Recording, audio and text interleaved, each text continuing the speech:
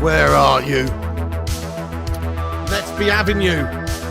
The Bacon Brigade. Assemble!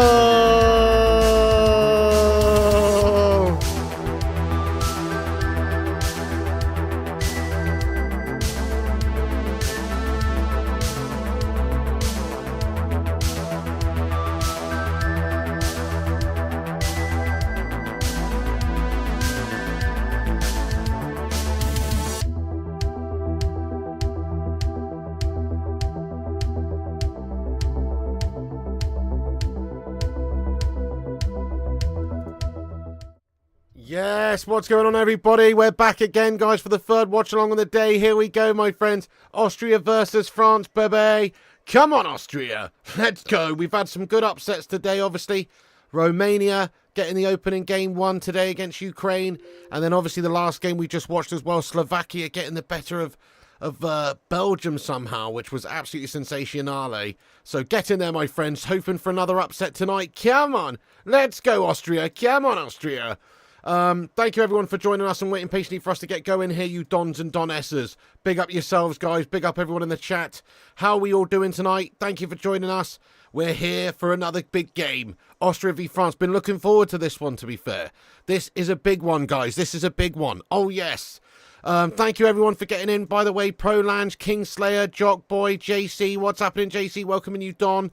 Normal Guy, A. Meyer, Luman, MT, Brandon, Michael Garland, hello to you, lad, Kingslayer, Scander, Jockboy, Must Play, Johnny English, Sanjay, Simon, Normal Guy, Liston Hines, come on, Stuart Orlinson, Captain Whoopass, The Big Beard, Dirty Bubble, Matt the Cat, Emily, and everybody who's in here, big up yourselves. Do us a favour at the start of this one. Smash that like button on it. Give us a filthy thumbs up. Twat the likes. Give us a big old-fashioned like Bacon Brigade like spike. And also, subscribe to the channel if you're new. Oh, yes. And here is the team lineups, guys. I'll put it up in the right corner there so you can see the teams if you want to know what's going on there. We've got Pence in goal there for Austria. Mwene, Woba, Danso, Posh, Grealish, Seawand, Sabitzer, Baumgartner, Lehmer and Gregorish up top there for the Austrians as well, rocking a 4-2-3-1 formatione. Oh, yes, indeed. And then for the French, guys, for the French, we do have Mainan in goal. No, that's not my nan, not my grandma. I mean, Mainan in goal, Mike Mainan. Hernandez, Saliba, Upamecano and Koundé. Rabiot, Kante, Griezmann with Thuram, Mbappe and Dembele up top. A very strong look side, guys.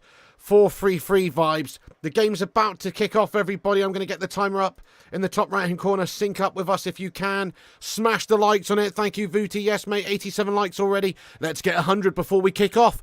We're a minute to go. Actually, it's about to kick off now, guys. Oh, yes. Smash the like, share it around. The link is pinned to the top of the live chat for the Twitter link. If you want to repost us, please help us out by sharing it around and reposting the stream there on Twitter. We'll shout everybody out later who does repost the show on Twitter. It helps us out, so give us a little repost. Sabitzer are going to kick us off here for Austria then. Here we go. Come on, Austria. Come on, Ralphie Ragnick. Let's go, Ragnick's Austria. Come on. And there you go, the game is underway. Sabitzer kicks things off for Austria, guys. Yeah, good luck, Ralph, absolutely. Come on. Right, I'm going to take that away so we can get the live chat back up now, guys. Yes, nice one. Sabitzer to score, you reckon? Thank you, JC, loving all these streams. Thank you so much. Hey, Emily, welcome in. Get in there. France to win 3-1. Yeah, let's get everyone's predictions in then. So, I'm calling 1-1. I'm going to say 1-1, guys. That's it. I know. I was thinking, France obviously going to batter them, but just, I don't know, something about the games today that makes me think that we could have a little bit of a tricky contest here. I'm going to say 1-1. Yeah, Ragnick Masterclass incoming. Yes, mate. I'm going 1-1, guys. Cheeky 1-1 draw in this one. Get your predictions in there, my friends. Big up Captain Whoopass, 2-1 Austria. Bold statement there, lad. Come on, Austria. 3-0 France, 3-0 France, 1-1 or 2-2. 4-2 France. Respect. 2-1 to Austria. 4-3 to Austria. 1-1 to draw. 3-1 France. 1-0 France. 3-1 Austria. 3-1 France. Good evening, Lee Heesman, you legend. What's going on, lad? Yes. Come on, welcome in. 4-1 France says Mahalika. Let's go. Michael Garland says 4-2 to France. 2-0 to France. Stephen Shipman's rocking the old 3-2 to France there. I respect it, lad. I respect it. Big ups yourself. Oh, hang on a second. Let me just close Discord. Otherwise, we have too much stuff running in the background. Right, nice one. 2-1 Austria, 2-1 either way. Tommy says 4-1 France. Surprised Rabiot is in the starting lineup. Yeah, that is somewhat of a surprise, eh? 2-1 France. They've just got so many talents in that France side. Going 2-1 Austria, love it. 2-1 Austria, love it. 1-1. Yeah, I'm going to say the same, Stuart. I reckon you're onto something there. I think a draw here could potentially be on the cards. 4-0 France, 2-2, 1-1, 4-3, 5-1. Lots of predictions coming in here, guys. 4-1, 2-2, 2-1. Ralphie's Red Army. Come on, the Vutinator, lad. Come on, Austria. Obviously, we're supporting Austria here. Aidan Cranston reckons a 0-0 draw. 3-1 France. 1-0, 3-2, 3-1, 2-3-1, 1-0. Right, guys, get in there, you legends. Come on, then. Free kick in for France. Eddie Doors to the back stick. It's dealt with now nicely at the back there. Good header away there. It was indeed there for... from Danso, I think it was, who's got the ball away. It's going to be obviously one of those games where you're going to feel like Austria are going to have to defend like absolute lions to get something from this game. 1-1, 4-0, yeah. That'd be nice, But I was still hoping Austria would get the job done. Ralph came in like a wrecking ball. Get in. Is Southgate the worst ever England manager? No, see talentless. Far from it, mate, to be honest. He is a gutless melt. He's a safe melt, but he's definitely far from the worst.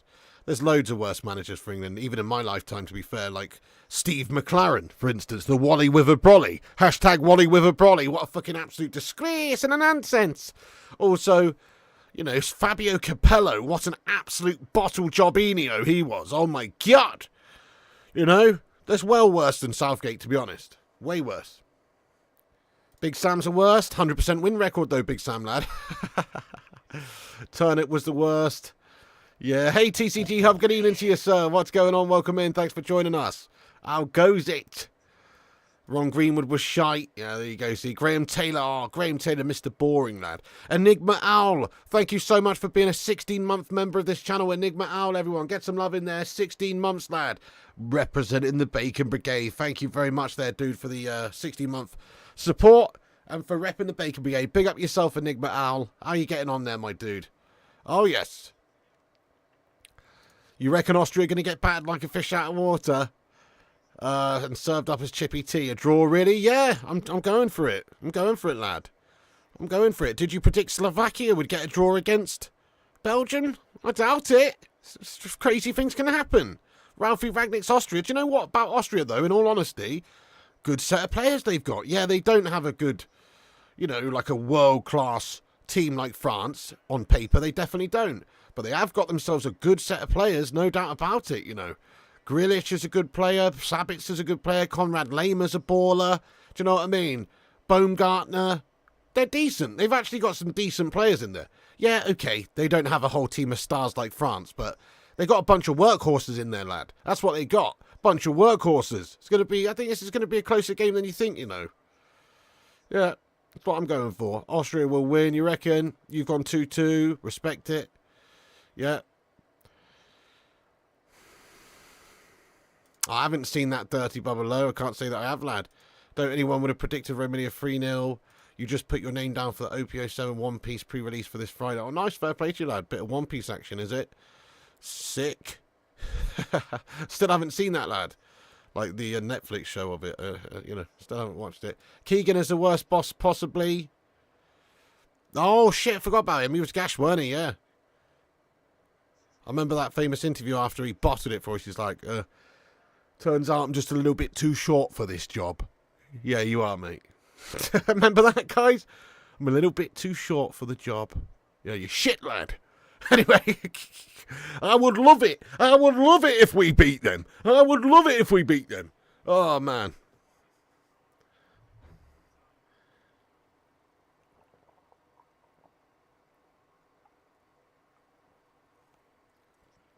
Fair play to him, though. You know, better than what a lot of guffers say, to be honest. You know, at least he come out and held his hands up and said, I'm actually shit for this job. You know what I mean? At least he did say that. Fair play to him. You know? Get it watched, bro, or watch the anime. Yeah, I've heard it's very good. Keegan, legendary player, gash manager. Yeah, fairs. He did all right with Newcastle that season, but ultimately still bottled it, didn't he?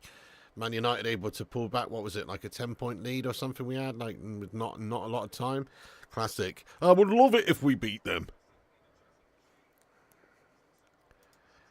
Yeah, it was so good, wasn't it? Keegan Meltdown was a classic, still playing on Sky to this day. It was absolutely classic. French top is horrible. The lines look like a pyjama top. Foul committed by Dembele. That's going to be a free kick to Austria. Steven says, turn them into French flops. Come on, Austria. Also, thanks for giving us Glocks. Saved my life several times. Fucking hell, that sounds nutty, Stephen Shipman. Stephen Shipman rocking the old handgun. You know, saved your life. Who have you had to get, Stephen Shipman, to stay alive, mate? Holy shit. Fair play, lad. You've lived some life. Stephen Shipman. Fair play to you, dude. Holy shit. Keegan was a great player, to be honest. I mean, a bit before my time, but obviously you know what a great player he was. Doing the business over in Germany for Hamburg.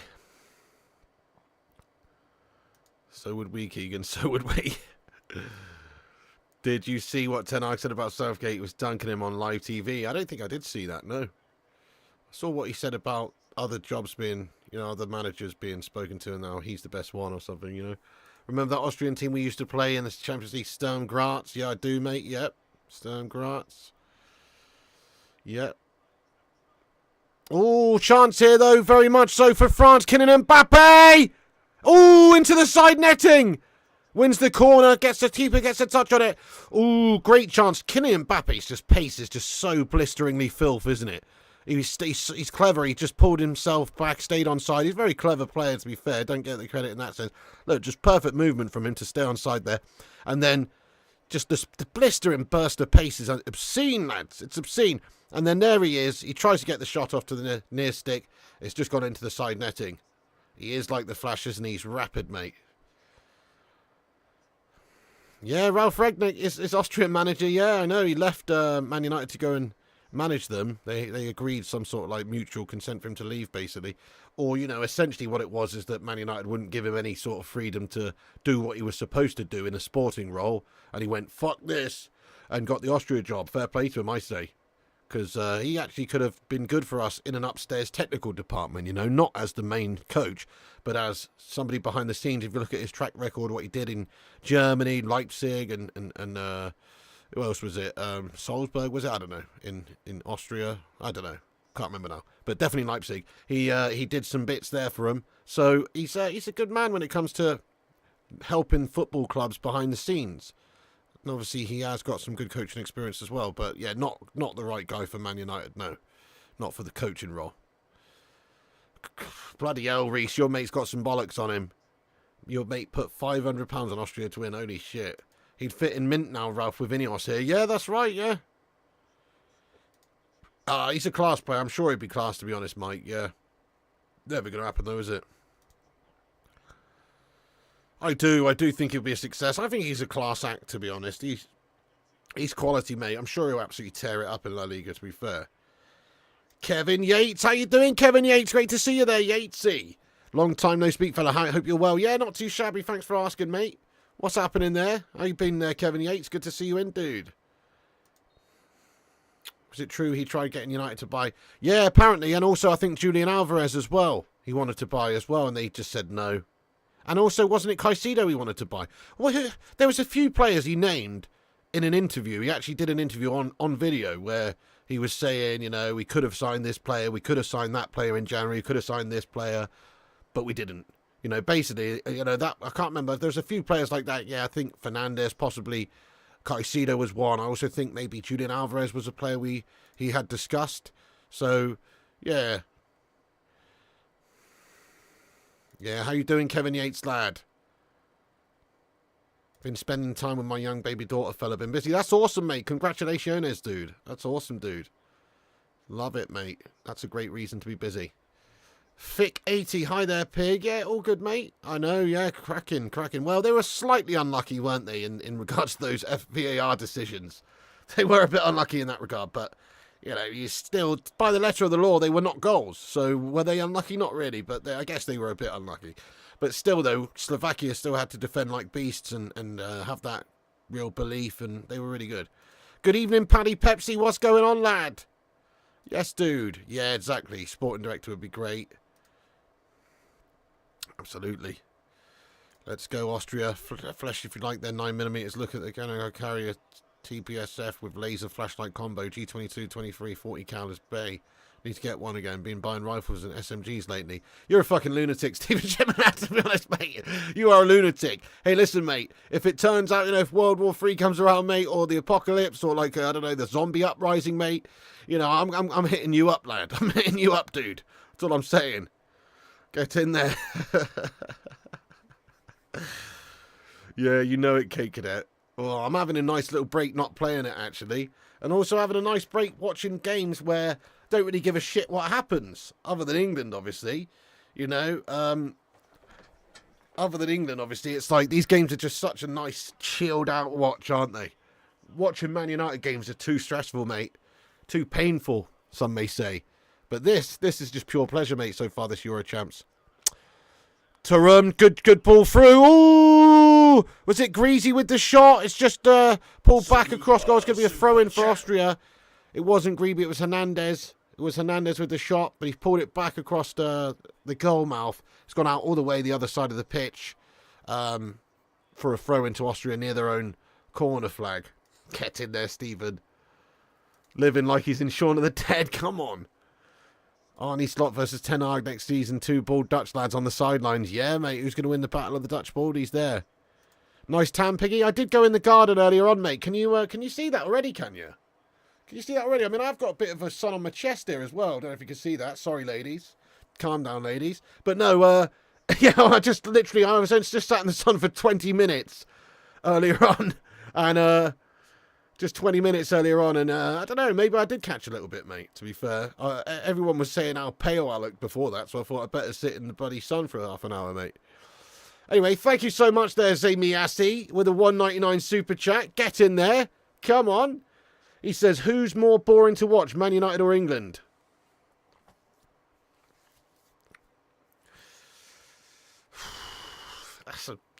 In all honesty, that is a real tough one, to be honest. It's genuinely tough. I mean, I think I might have to give it to Southgate's guff because they've got the players to actually play amazing. Whereas Man United, we've got 5 gash players in our starting lineup most of the time. We've got 5 good ones, but we've got 5 gash ones. Whereas England have got a whole team of really, really good players, really. A couple of dodgy ones at the back, but most of them are awesome. So I'm going to say England are more boring, lad. Considering that they've got better tools to do the job with and yet still play boring shite under Southgate. Yeah, nice one, Zane. Vincent Bullock, hello, bro. What's going on? If you're just getting in the streams, guys, do us the massive honour of hitting the thumbs up and subscribe if you're here watching for the first time. Down below, there's a subscribe button. There's a subscribe button down below. Hit the subscribe button if you're new. We're trying to get to 82,500 subscribers. Smash up the subscribe if you're new to the channel. And also hit the likes. We're currently on 156 likes, guys. Lovely. Can we get to 250 by halftime? Drop us a thumbs up on it if you want. That'd be awesome. Cheers. Yeah, those Greek genes putting in work, mate. What, seriously, you reckon I've caught the sun a little bit then? Just from earlier? That's mad, lad. That's the only time I've been outside all year. Pretty much, It's the only time I've been outside all year, mate. It's not even... The weather's been shite lately, but today, it's actually nice. Look at this. Today, it's actually been sunny. 25.2 degrees in this room right now, peeps. So pale that a flashlight will shine right through you. Super chat. Now, well, hopefully tomorrow I'll have bronzed up a little bit, mate, by, sitting in the sun today. Zayn Mayassi with another super chat there. Super chat, super Zayn Mayassi. Which wig best for Ten Hag, Southgate style or not? Which wig best for Ten Hag, Southgate style or not? Which wig? The fuck do you mean, Mayassi, lad? Are you proposing that Eric Ten Hag should wear a toupee to cover up his bald head? What are you saying? Which wig best for Ten Hag, Southgate style or not? What are you on about, Zane? What do you even mean? Please clarify yourself. I don't know what you're on about, lad. Tony says the fuck. Yeah, absolutely well said. Who's got the best style, are you saying? Ten Hag's got the best style, mate. Ten Hag looks like a bit of a don sometimes, mate. Do you not see him at the FA Cup final, lad? Guy's an absolute fucking stylish mother chuffer. Southgate, on the other hand, he rocks around, walking around with a fucking paper bag over his head, lad. Don't know if you've seen that. The old Pizza Hut advert back in the day, mate. He's the least stylish individual ever. He's got to be the geekiest manager ever, lad. You know? He's rocking a fucking Pizza Hut paper bag head, lad, from his sponsorship deal back in the day still. So definitely not him. Get that vitamin D, exactly. Ten Hag looks like he'd have a perm. I don't know what Zane's talking about, honestly. I wish I did. I mean, I'd love to answer what you said there, Zane, but yeah, I don't know what you're talking about, to be honest. I have no clue.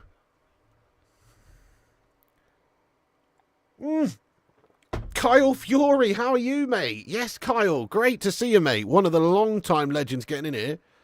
How you doing, bro? Dude, I think you've been watching this channel on and off for like 10 years or something, Kyle. What's going on, Kyle? Good to see you back in. What's happening? You've had lights on so long that it's acting like a sunbed. Ten Hag and Ivan Campo. Zane sniffing wigs now. Rushmano, come on, lad. To pay or not to pay? That is the question. I don't know what he means, honestly. I wish I did, but I don't. Yeah, Mbappe's their captain. He is captain in the side. Good to hear, Kyle, lad. Good to hear, mate. Good to hear, lad. That's awesome. You're a proud Welshman, aren't you there, Kyle? Unfortunately, you're not at the Euros. Unlucky. But you are a proud Welshman, aren't you? Yeah, I seem to remember. You need France to get Saliba to 97 rated. Good call, good call. Ten Hag would whoop his ass. Yeah. Oh, France have got a real great chance here. Griezmann now on the right. Brings it into the box. Cuts inside. Shoots. Very selfish from him. Gets a shot off. It's blocked. It's shite from Griezmann, really. Dembele wanted it. Fed in down the right. Made the overlapping run. Was ignored. Griezmann's tried to shoot. And it looks like that anyway. And it was shite. But it is a corner. It's blocked away. It's a corner for France. Griezmann's going to go whip this one in.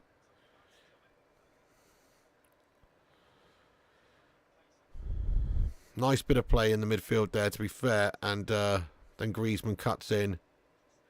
Yeah, he's tried to shoot, and it is blocked out for a corner there. Yeah, Kyle says Wales may not be in it, but Scotland's there. Well, I guess if you want to call it that. If you want to call it Scotland being there, okay. I mean, might as well not be, to be honest. You know? But okay.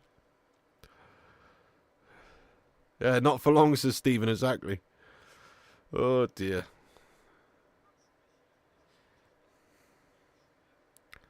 Cheeky bit of Dusseldorf action tonight, this is at. Kylian Mbappe does well. He loses out, though.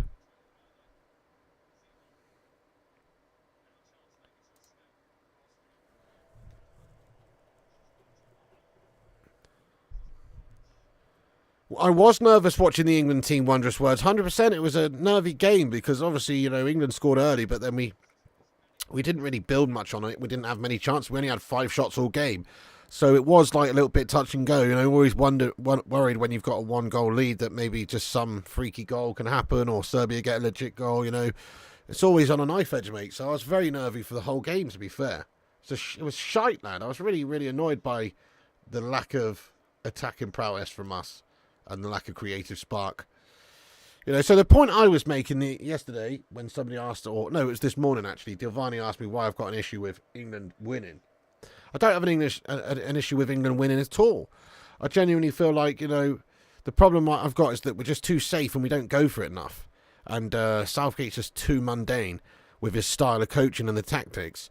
And like, the point I was making earlier is that if it was Spain or Germany or France or whoever playing against that Serbia team, I'm not saying they would have beaten them by any more goals. I'm not saying that because you never know in football. But what I am saying is they would have definitely had a lot more chances. They would have definitely created more. They might not score. They might not convert because football's funny. You know, you just don't know. Fine margins, all of that. But they would have definitely had a lot more chances. They definitely would have created more. They'd have definitely, you know, created more goal-scoring opportunities. That's the problem I've got with England. Is we're just too safe and mundane. But we did win. But we are too safe and mundane, lad. Viking Red, welcome in, Viking Red. Please, no caps. Please, no caps. Please go small letters there, Viking Red, lad. No caps in the chat, mate. No caps in the chat there, lad. Go small letters. Takes up too much space, lad. Small letters, lad. Nice one. Yeah, JC says spot on. I think most would agree. Yeah, there you go, you see. That's it. I'm almost sure that those teams would have created a lot more, you know. That's the difference. But we have the players for it to play amazing. Precisely, Brandon. Yeah, that's it. England played 2 defensively, given it's the weakest part of the team. Yeah, that's right. That's crazy, isn't it, Dimitar Dimitrov? I know, that's unbelievable, mate. Ten Hag criticising Southgate's style. I mean, they almost... I was saying, they've got... There's quite a lot of comparisons from the last season of Man United's play style to Southgate's style. There's quite a lot of comparisons anyway. Get in there, Wonton Doodle, you legend. Hey, shout out to my main man, Mass. Everyone, get some big love in there for Mass. Click on his channel. Go to his channel. Give him subscribe. This guy's a legend. Doing my animations, thumbnails, etc. Guy's an absolute beast. Appreciate you, Wonton Doodle. What's going on? Good morning to you, sir.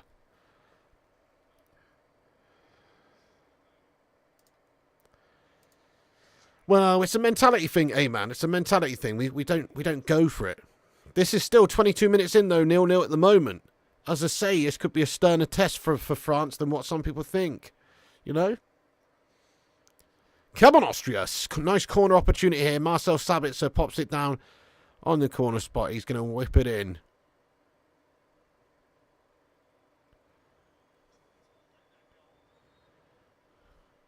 Sabitzer. Corner in then. No problem for Mike Mainan. Mainan jumps up there, grabs it. No problems for him. Throws it out to Griezmann now.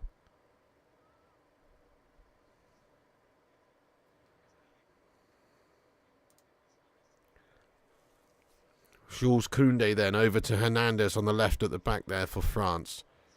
Played up the pitch towards Kylian Mbappe. Nice little flick, nice little heel flick into Hernandez, who's taken a nice run forward, but he has just got his feet wrong and he's been dispossessed at the back there, guys. I think it was Seevold who's got the block in there. Nice challenge. And Austria get the ball back. Come on, Austria! Come on, Austria! Let's go! Yes, mate. Good in Singapore. Nice Wonton Doodle, lad. Lovely to hear, mate. I bet it's a lot nicer weather over there. Actually, it's pretty beaut today here in England, but in general. We should have kept Sabitzer. I think he's a good, solid player. I mean, it's not like he did a crazy amount for Man United, but he's definitely a good player. Hey, no worries, Disco Dave, man. Get in there. Absolute Don husband you are by the sounds of it, lad. Fingers are like cucumbers, mate. How's Dilvani? He's probably making a baby pig. Yeah, I don't know where he is. He was in the last couple of streams, mate. Probably, as you say, he's doing just what you said. Yeah, Griezmann at United would be a good player. I mean, he's definitely somebody who, like, can get involved in the build-up. He can create and score. You know, he's got that. He's got a lot of different attributes in that sense. So I've always liked him. I've always thought he's a very good player, yeah. Pembrokeshire Coast in Wales is stunning, dude. Not far from you either. Highly recommend it. If you and Mrs. P ever fancy a few days away, it's gorgeous, mate. As good as Cornwall. Fair play. I've never been to Cornwall either. Yeah, I'd love to. I've heard that the coastline of summer Wales is really nice. Got nice beaches and stuff. Yeah, I've never been there either. Never set foot in Wales myself. I'd like to go to Cornwall first, though. Yeah, it's on the list, mate. It's on the list. One day I'll go to Cornwall. Check it out. I've been to Devon. My prediction for this game is 1-1. That was my prediction at the start, and I'm sticking with it. 1-1. Austria versus France, I think a draw. I know that's pretty nutty, but obviously France have got so many good players. But look at this Austria team. They're resilient. They're a team. They're workers. They're workhorses. So I think, don't rule them out. Just like it was difficult for England to get the job done against Serbia yesterday, I think I can feel the same happening for the French. Obviously, France's team's next level. The players he's got mad. I mean, if it only takes one bit of quality from Greasy or Mbappe or whatever for them to absolutely break the Austrian hearts. But still, I just got a feeling these Austrians are going to turn up today. Griezmann, world class. Yeah, get in there. Austria are well organised. Definitely. Come on, Ralphie Ragnick. Ralph Ragnick masterclass. He's doing bits. Come on, Ragnick. You like your 1-0 Austria prediction? Yeah, that's good, lad. 1-1 as well, says Kieran. What do you say, Pig? Horses for coursers? Yeah, there you go. Exactly. Wales' nightmare now with 20 miles an hour speed limit everywhere. I've heard about that, Jabba. That's crazy, mate. 20 mile an hour speed limit, mate. Cars aren't even designed to chill at 20 miles an hour, mate. That can't be good for your car, lad. Do you know what I mean? 20 miles an hour cruising speed on these roads, that's mad, isn't it? That's just insane. Not even 25, but 20 miles an hour. Oh, that's horrible, that. Just going around the local roads at 20 miles an hour. Oh, I can't handle that, mate. We should have given Ragnick time. Well, I think in terms of his coaching as the manager, I don't think personally he was the right man. But you have to remember, he was only coming in temporarily. He'd already had a pre-set up agreement to go and be a sporting director or technical role or whatever it was. Can't remember now at the club. In the hierarchy upstairs, making football decisions for the team. Not the manager, but a technical football man behind the scenes making decisions. And obviously trying to improve the overall look of the football club, And he's got a great track record of doing that at Leipzig and other clubs. We should have kept him. We should have kept him in that regard. But the problem is he's very outspoken. He said, we should have signed this player, that player, this player in January, and we never did, etc. He said we need 10 new players. The owners didn't want that. And plus, I guess he got this knock on the door from Austria or whatever, and the rest is history. He obviously left mutually, but basically we should have just had him in there. Doing a football role for us behind the scenes. He would have been somebody that actually has a good track record of doing that for different clubs. Better than these wanky bankers and melters that we've seen.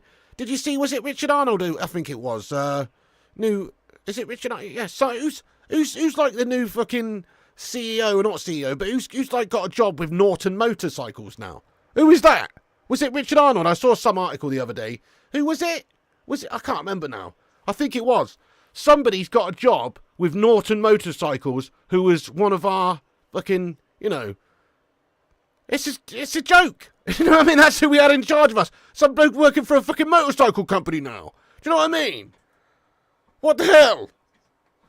It's unreal, isn't it? This is why we need football people in football roles, guys. We need football people in football roles. That's what we need.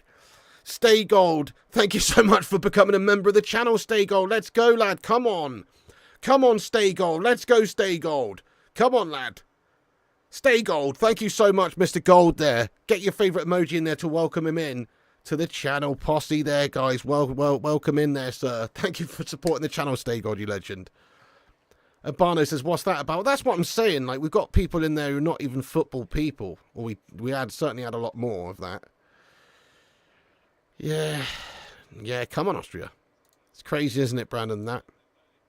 Right, France look dangerous here in this moment, though. Here they come into Austria's third. Hernandez on the left for them. And they have to go back inside. And ball given away there by Mbappe, but he's managed to keep it. Yeah. Now Jules Koundé on the right, near the halfway line for France. Gets his head up, plays one over the top. Dembele there, trying to get onto it. It's well dealt with at the back there. Good defending at the back there by Verber, who does get it back to the keeper. And there is a man down. It's Thuram. Thuram is down for France. He's taken a knock in the face and he's down. Let's see what happened. And he's just basically ran into Danso there. It's good strong defending by Danso. Nothing wrong with that. It's just absolute pussy stuff there by Thuram. He's gone down. There's no foul in my opinion. He's just stood firm and stood tall. Nothing wrong with that. Yeah. No foul. Tommy, yeah, disgraceful how the Glazers treated him. The man has a big pair of kahunas, and they didn't like it. Tossers, 100% agreed. He actually could have been somebody to change things, to mould things at the club behind the scenes. He had that sort of right mentality, attitude that there did need to be a lot of change at this club. He was absolutely right. There did need to be a lot of change, So I liked how he was talking. I liked how Ragnick was talking about needing change, needing 10 new players, and needing a whole new mentality, and needing all this new things. I liked how he was talking about that. But nah, they didn't want to hear that, did they?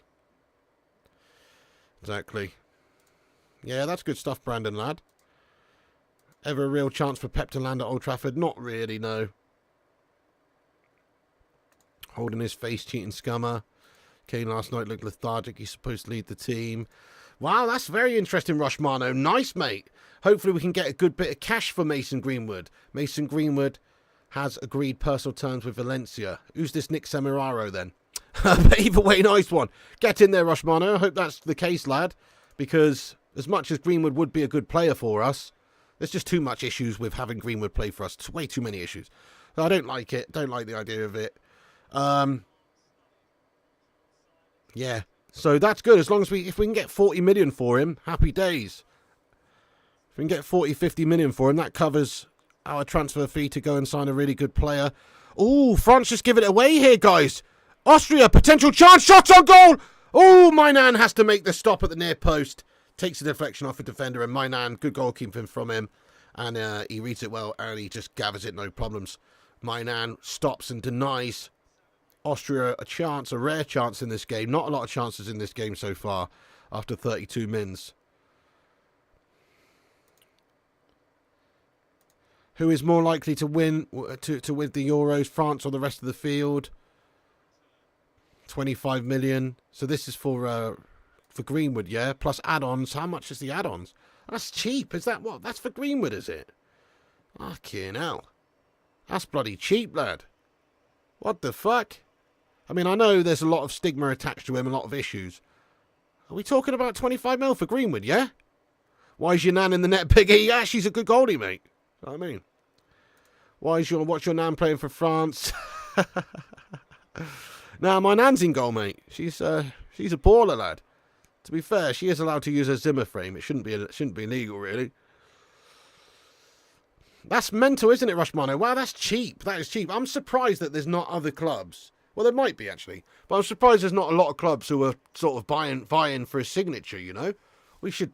Mate, why are we so shit at selling players? As bad as we are at buying players and overpaying for players, we're just as equally shit at selling players for pittances. Do you know what I mean? It really frustrates me. Why can't we sell a player for their bloody market value? It's unreal. Come on. Greenwood's a class act. He's only young. I know he's a dirtbag, but fuck me. He's a quality player. He's young. He's only getting better. He'll be a great player for a team out there. Are you telling me we can't get 40 mil for him in this current market? It's mad. I don't get it. 25 mil's dirt cheap, eh? Crikey. Yes, get in there, Gungshi lad. Come on, Austria. Come on, Ralphie Ragnick. Yes, they're doing well so far, you know. Obviously, it's very much like a case of they haven't really had any chances, but they're resolutely defending here. And it's 34 minutes gone. The longer it goes on, the more chance of them getting some sort of result. What's your prediction, Gungshi and everyone? I'm going 1-1. That was my prediction at the start, and I'm sticking with it. Come on, Austria. Yeah, we're looking to sell Sancho too as well, Simon. Yes, mate. Piggy's nan saves the day for Austria. Oh.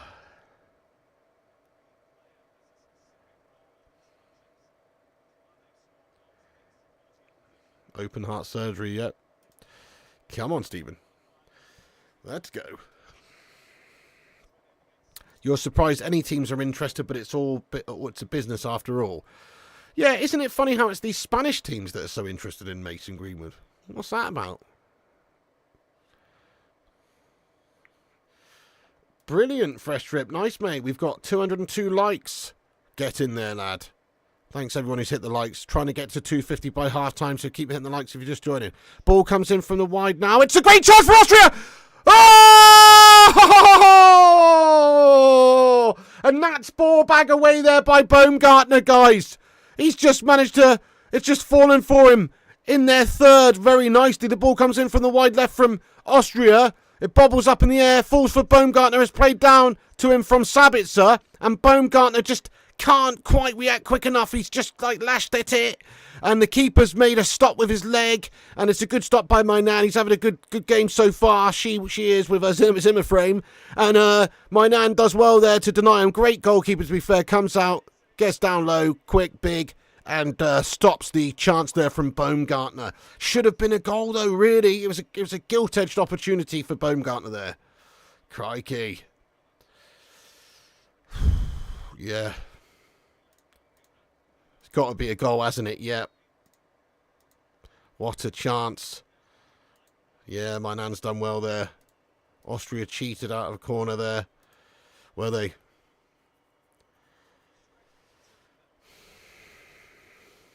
Come on, the Austrians. Let's go.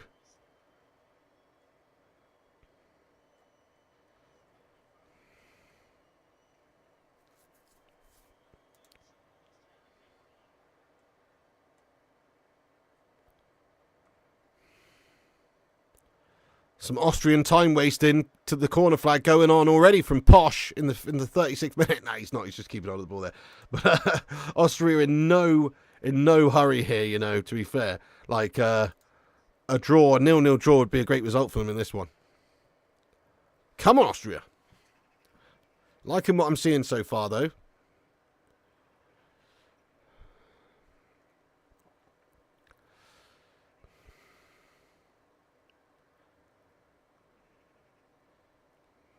Ooh, sloppy at the back from Verba.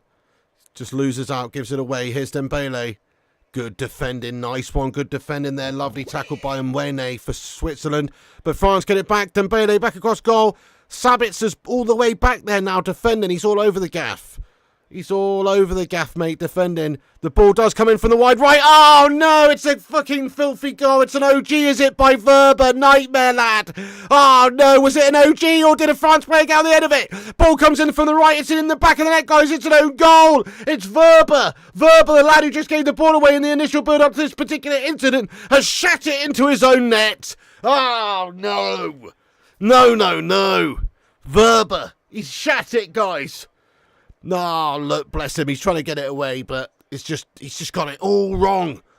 Got it all wrong. A couple of great step overs. Is that Mbappe on the right? It's delicious play from Mbappe if it is. Yes, it is Mbappe.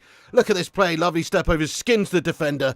Gets the ball across. And he's just created the goal out of nothing there. Verba, no Verba. What are you doing, Verba?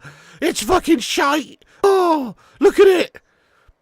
Goodness me, there's not enough verbs in the world to describe how shite that is. The Verba has gashed it into his own net, mate. Harry Maguire would have been proud of that one for sure. Oh, my God. 1-0 to France, guys, and it's an OG that does the job there. What's he doing? What is he doing? Mate, any centre-forward would have been proud of that finish. What is he doing? Obviously, he's trying to get it away out from the... he's trying to get it out behind the goal, but it's a shite bit of defending, guys. He's really got it completely wrong. 1-0 to France. Ooh. Shocking goal. Yeah, big time. Big time, JC. Not good at all. Not good at all, JC, lad. Nice own goal. Yeah, Bozo. Oh. Yeah, Slabby playing for Austria now. Get in there. Gung Shi says, I want Austria to win, but I think it'll be 3-1 to France. Yeah, maybe so, lad. I mean, now the game should open up for them as well. Austria have to try and commit a bit now. Go on, Austria. Come on. Come on. Sabby now. They've got to commit now a little bit. Beforehand, they had the luxury of just being able to, you know, keep it tight, play it slow. But now they're losing. They're going to have to do something. No point setting up like this to lose, is there? Tomorrow, Sky Sports News. Tomorrow, Man United interested in Verba. Oh, that's crazy, JC. Give us a refresh, lad. No, you're right there, Geeky Robot lad. Speaking of Maguire, so even if a team agrees to buy the player, won't go because of wages. We're literally paying for past ridiculous decisions. Yeah, definitely. Definitely. That's been happening a long time now, isn't it? We're only just finally getting rid of Tony Martial. You're absolutely right. Well, let's just hope that... let's just hope he's prepared to go somewhere else and that a team wants him. Because Man United paying, I don't know, even 50% of his wages is better than paying 100% of his 200k a week wages to just sit around on the bench. So maybe we can do some sort of deal. And the contract is only for 1 year now. So that's how long he's got left. So there is a chance that we could maybe convince him to go and maybe he would play somewhere else and he'd still get his money. But you can't really expect him to go somewhere and be paid less money. Like, if he, in all honesty, like, Everton or West Ham or whoever might be interested, they're not going to pay him anywhere near the money like that. Maybe 120 a week or 140 a week, absolute tops. Probably not even near that, to be honest. So what do United have to do? We have to make up the rest of it by, by paying a percentage of his contract for the remaining year, which is gash. Of course, that's gash. But if they're giving us, I don't know, 20 million or whatever to begin with, obviously that's offset. You absorb that into the costs. You know, so you're still making some money and you're getting them off the books. But it's certainly not a good situation for us to be in, no. But hopefully we could be maybe able to do some deal where we pay a percentage of his wages to have him fuck off out the team, basically. Yeah. Hope so. Hopefully we do see him go this summer. Hopefully we see 2 centre-backs come in. Sat around in the medical room more like. Not worth tuppence. There you go. Yeah, exactly. Verba to pair with Maguire. YouTube's gashing it up as its superstar. Nightmare, lads. Nightmare. What's going on with it?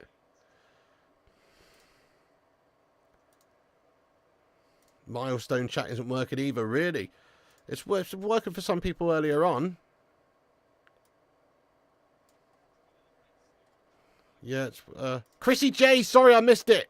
Chrissy J, get in there, Chrissy J. Sorry I missed that, Chrissy.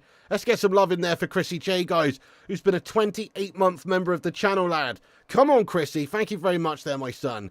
Everyone, get some big love in there, guys, for Chrissy J. Chrissy J, thanks for supporting the show for 28 months, lad. That's insane, dude. Quality stuff there, quality stuff. Oh, really? It keeps saying chat service not available. That's gash. Big up Chrissy J, though. Super chat. Paying him to score own goals for other teams. Mate, Mike Hill, thank you so much, dude, for the super chat here, dude. Super chat, super Mikey Hill, lad. He says, thank you for these streams, Pig. It's like going to the pub with your mates, having a good old chat while watching football. Pure quality. Thank you, Mike. It is a bit like that, mate. It's exactly how I look at it as well. That's it, mate. 100%. Minus the old lush on the end of the bar, mate, with a fucking brandy. But, yeah, that's how I view it as well, Mike. Thank you so much for watching with us, guys. And thank you for the super chat raw tip there, Mikey Hill, bro. Come on. Thank you for that, dude. Yeah, Chrissy, 28, lad. Love Martial. Shame injuries ruined his career. Hoping the best onwards. I'm not so sure. I think he had a bit of a weak mentality, lad. But, yeah, injuries definitely didn't help him. He was injured a lot of times, wasn't he, in and out the side. But he's just a bit of a melter as well. Just a bit of a mentality melter. Oh, that's not good, Michael. Yeah, a lot of chat error going on. It's nothing to do with me. So my dropped frames on the stream are 0 right now. Which means that there's nothing wrong with my stream. It's absolutely fine. It's just YouTube shouting it, I think, guys. Incidentally, if you happen to be here for the first time, subscribe to the channel. Subscribe if you're new. Click the bell icon for notifications as well. Subscribe and smash the likes and get involved. We want to hear from you in the chat. You love to sit in a pub chatting up .cotton pig. Oh my god. Probably a shit club, Simon. I don't know. Pretty bang average sort of a club, I reckon. I don't know, really. Who would want to side him? I don't know. It's lagging here. That's awful, mate. That's awful. Everything's fine here. Smash a 1 if everything's fine for you. Smash a 2 if it's lagging and gash and the chat's messing up. Let us know. I want to get a head count. Everything's fine here, says Mike, though, but... yeah. Nice footy.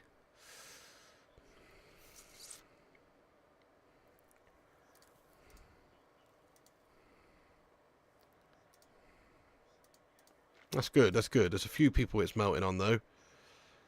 Yeah. Okay, that's good anyway. Most people are alright. That's good. Okay. Which countries impressed me the most until now? Probably Germany and Spain.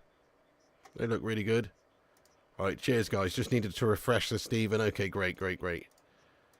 Lovely. Oh, you've had some of that Badger's Ale, have you? The Thirsty Ferret. Oh, nice.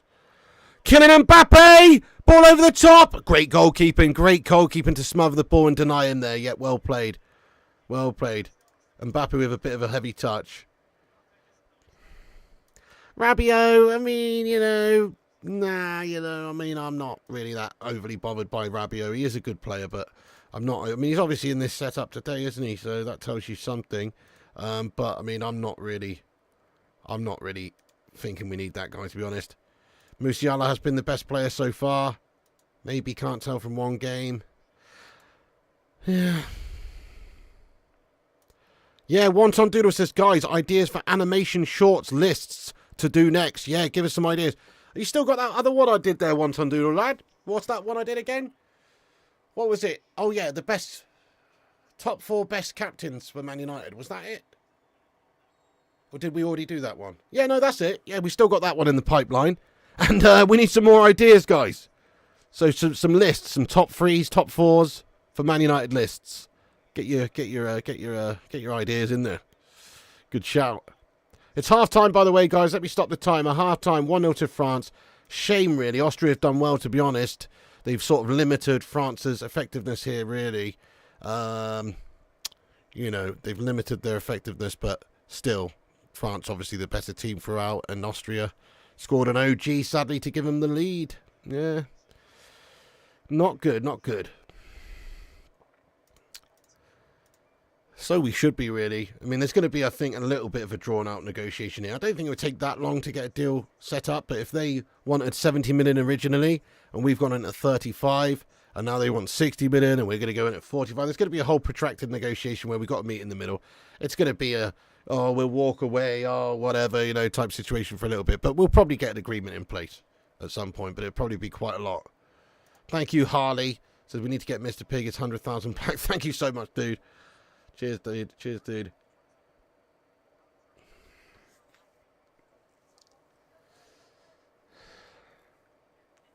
Is that a serious comment there, Alex Core? Why would you header the ball into your net? Ragnick, that's why. Is that a serious comment? I'm guessing it's not, because nobody could be that mentally demented to think that Ragnick had anything to do with that, lad. So, yeah, I'm guessing you're just joking. Shit joke, though. Shit joke. Should United sign Rabiot? I mean, I'm not really ever been a huge fan of him, to be honest. Like, you know, and then you got to deal with his mum, the agent, and all that. It's a nightmare, lad. Nah, not for me. He's pretty good, but he's also pretty bang average, lad. Your nan can enjoy some biscuits. Hello there, Luke. What's going on? Hello to you.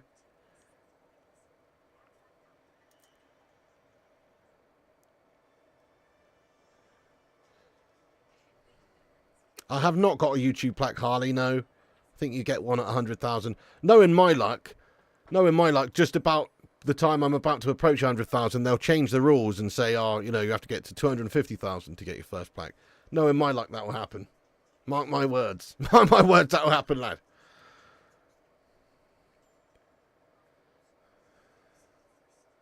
Yeah, worst goalkeepers is a good one. Yeah. Yeah, jot that down, lad. Jot that down. That's a good one. That's a good one. Now, your chat's not timed out, Mr. DOG. I think the chat's just messing up, dude. The chat's just messing up for some people tonight. No, YouTube doesn't. No, they don't, Rajat, no. I think it's 100k is the first plaque you get.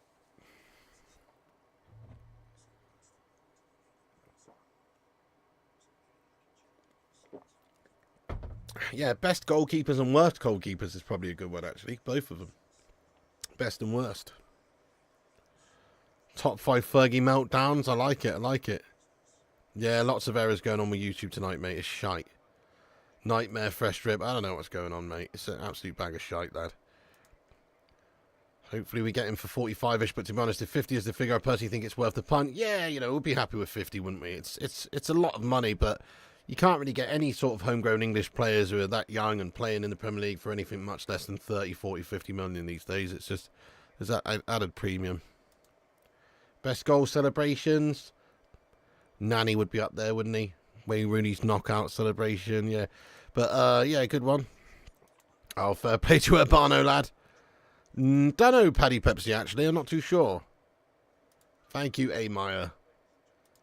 Question, who do you want in the transfer window most? Right, Luke, so for me, you know, I do like the look of that Elise. I like Palhinha, but isn't he on his way to Bayern, isn't he? I like Palhinha over at Fulham. Is he still there, actually? I don't know if they've done that deal yet. And then also, I like Delict. I like Delict. Branthwaite, obviously, coming in makes a bit of sense as well.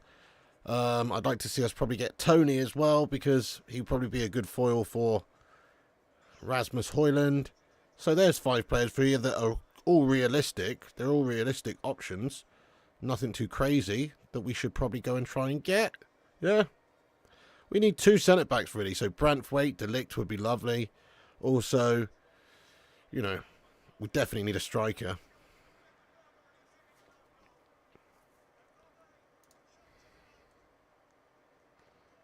Yeah, chat's absolutely gashed up, bro.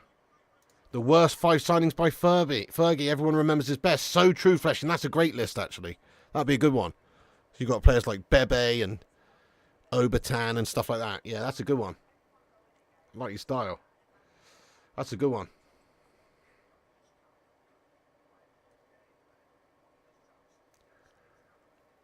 Madow says Ineos bought us, not Qatar, Piggy. What do you mean, lad? I know, yeah. What's your problem, Madhouse? When did I say that Qatar had bought us? Are you mad? Are you mental, lad? What's going on? Ferron, Forlan, Taibbi, Cleverson, Jemba. Right, yeah, those are good ones. Jemba.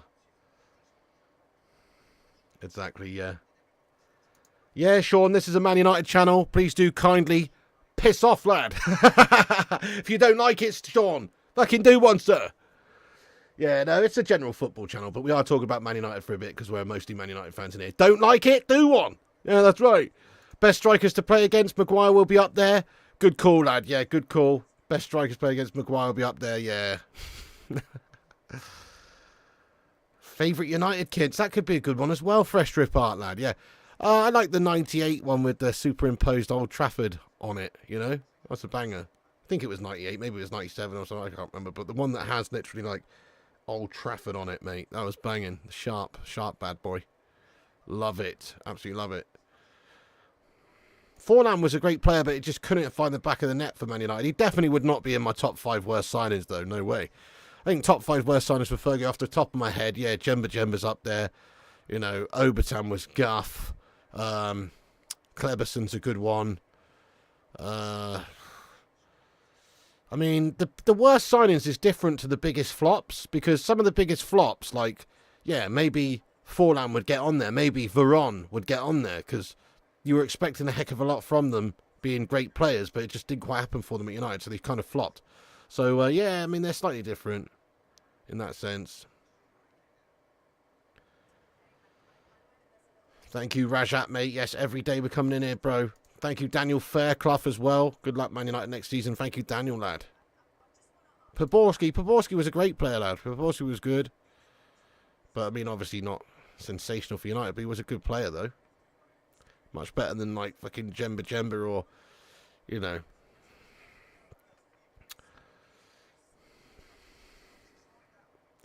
You what, MKP? She's been on the last couple of streams today. Kagawa came in after Fergie left, didn't he? Yeah, pretty sure he was after Fergie left.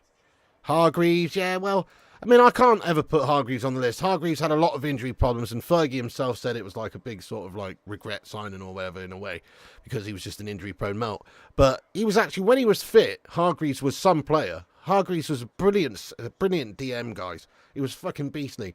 He was so good, but problem was he was just so injury prone. But if you could keep the guy fit, he was class. He was class. You know, so will I be doing a video about the feature, Pig? Maybe you can tell us what you think of the first game we're going to have in the Premiership.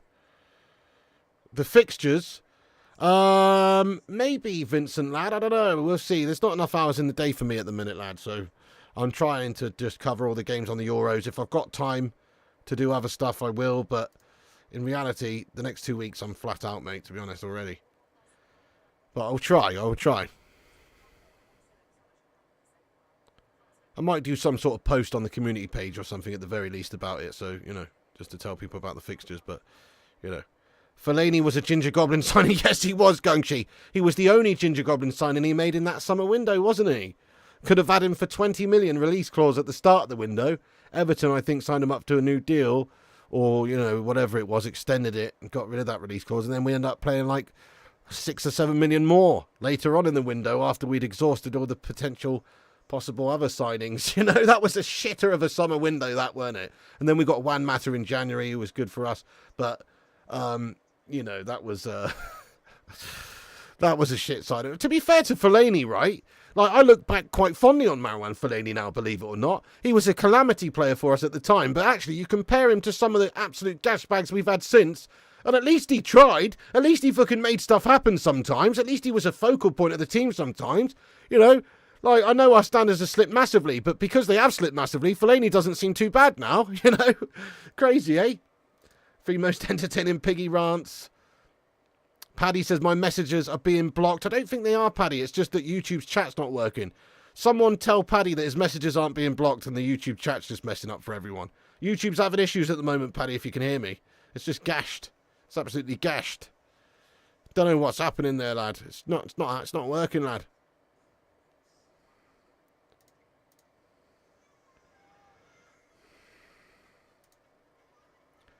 Yeah, YouTube's just gashed up.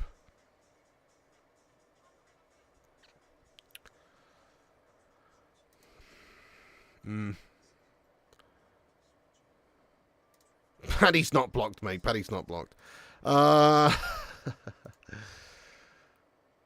Right, so in case you wondered, it's halftime here, folks. We're 1 like from 250. Who's going to be number 250? It can be you if you smash the next like. Hit the thumbs ups if you're just joining. Also, give us a share around. Here's the repost link pinned at the top of the chat. Go and repost us on Twitter. You know it makes sense. I will shout you all out in a moment or in a few minutes' time for everyone who's reposted the stream. So please do that. It is on some bullshit, isn't it, lad? Yeah. Thought it had done it already. Yeah, give it a refresh. Give it a refresh.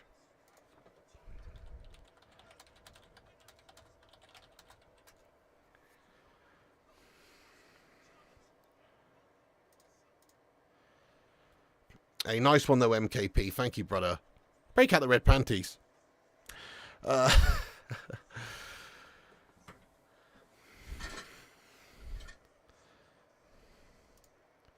Gregory Burke, Fellini. Yeah, you know it, make the most of it. Not too bad, mate. Yeah, it's just all the bacon posse, mate. You know, it's beautiful. I mean, we haven't gone up a single subscriber today, so I don't think we're getting pushed on the algorithm or getting many new people in. But guess what? We've got a legendary community that are turning up for all the streams, mate, already, so that's beautiful. But we haven't gone up any subs today, mate, because YouTube is just not pushing the channel, mate, because they're a bunch of freaking absolute sharters, lad. That's why. But no, to be honest, I know this is a bit counterproductive because, not counterproductive, but, you know, like, it is a Man United channel and I'm doing random Euro watch-alongs on it. A lot of people are not going to be interested in that, to be honest. But I am, and and so are you, if you're watching this in here. So that's all. It's good enough for me, guys. That's good enough for me. Yeah, it is, Paddy. It's being gashed, lad. Yo, Kieran, welcome in, lad. Welcome in, lad. Yeah, that's it, exactly. Yeah, that's it, LA John. Fellaini gave his all, at least. Precisely, he did, mate. And eventually he gave that big mop of his to charity as well. And clothed about 17 different baldies who needed some wigs. Do you know what I mean? Or not clothes, sorry. Got a cheeky wig on. Do you know what I mean? That was a big old set of hair that guy had, wasn't it? Crikey. Absolutely. He's not the only one, to be fair.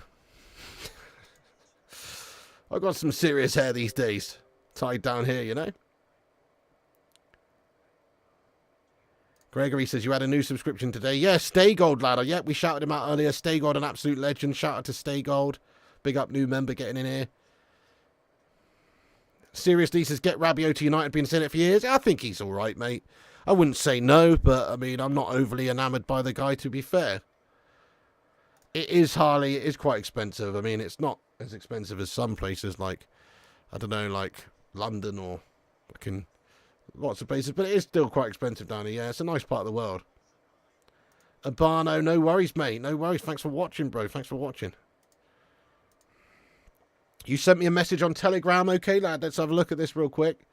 Jay Chapman says, I'm getting a new laptop on Thursday, bro. All right.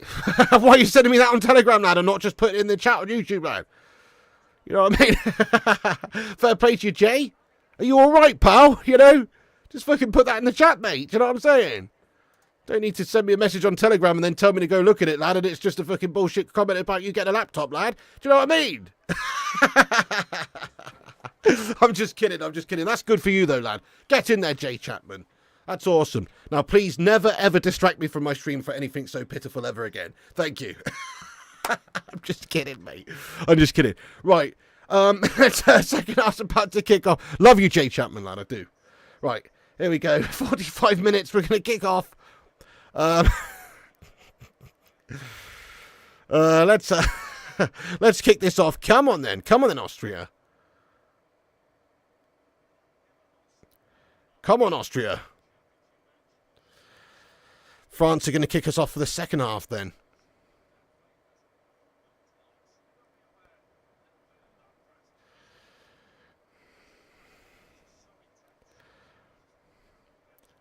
I'm only bantering, but I can't have people messaging me and then telling me they check the messages when it's just random shite. Do you know what I mean? It needs to be something important.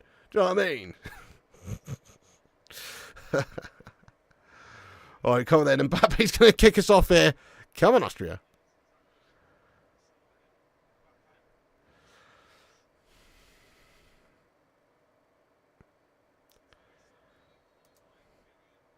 That's awesome, Jay. Then I can do the dart piggy. Oh, okay, lovely, mate. That would be lovely. Yes, Jay. Good stuff. We'll definitely give you a game on there, dude. That's awesome, man. But yeah, you can just use your phone. Your phone works fine, to be fair, on Dart Counter or Knacker. You can just use your phone. Just use Google Chrome on it. Make sure you use Google Chrome, not any other shite browser. Like, I was trying to get Kate Cadet to use it for a while, and he was using some built-in guff Samsung browser or some shite. You can't use that. You got to use the Google Chrome, and then it will work on your phone. But yeah, you can use your phone to play the darts on there. It works just fine. Should text the specs of the laptop.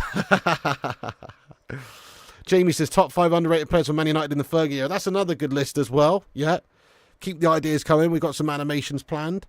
Top 5 underrated, just off the top of my head.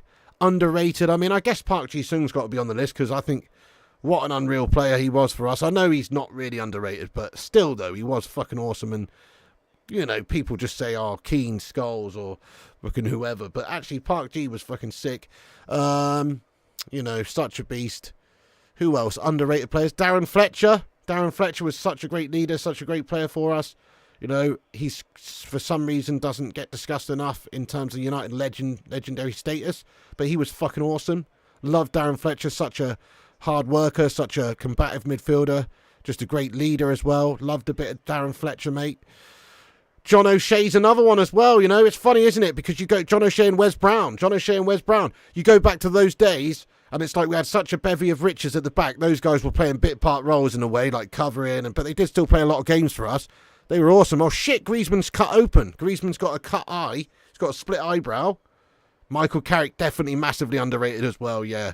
Should have played a heck of a lot more for England. Ronnie Johnson was a very good centre-back also, like, great shout. Michael Carrick. Yeah, he's just taken a little knock there. You don't have Google Chrome as the laptop is Google Chrome, Piggy. Oh, okay. So do you have a phone though, Jay? So on your phone, you can go to the App Store and then download. What phone have you got? Have you got any sort of smartphone? But you should be able to, whether it's even if you're on an iPhone or an Android, you should be able to go to the App Store and download Google Chrome app on your phone, and then you can play darts online against people using your webcam. On your phone, using the cam on your phone. What about Van der Gaal? Nah, I mean, yeah, look, he was all right, weren't he? Good goalie, but he was just a complete backup, mate. If we're talking about backup goalies, then Sergio Romero is the one. Sergio Romero was actually super underrated for Man United. He was awesome. What a player. But Van der Gaal was just like, you might as well just say Thomas Kuszczak or something, you know what I mean? Like, they never really played. They was bang average backup goalies, lad. You know what I mean? Well, not bang average, but you know what I'm saying. Like, what did they really do? But shout out Raymond van der Gaal, though. Dennis Irwin, absolutely fantastic lad. What an absolutely fantastic player he was. I don't think he's underrated, though. He's, like, highly regarded, isn't he? He was absolute sheer class.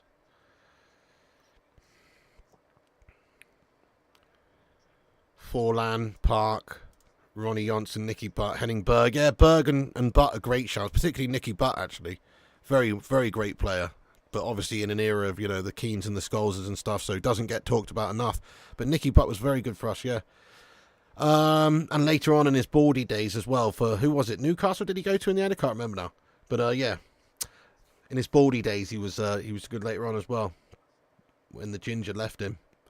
Forlan, I can't really agree with Forlan though. Even though Forlan was one of the best players, like think about how good he was over in Spain and how good he was for Uruguay and literally 2010 Golden Ball winner in the World Cup. He was amazing. But for Man United, it never really clicked. It never really clicked, you know.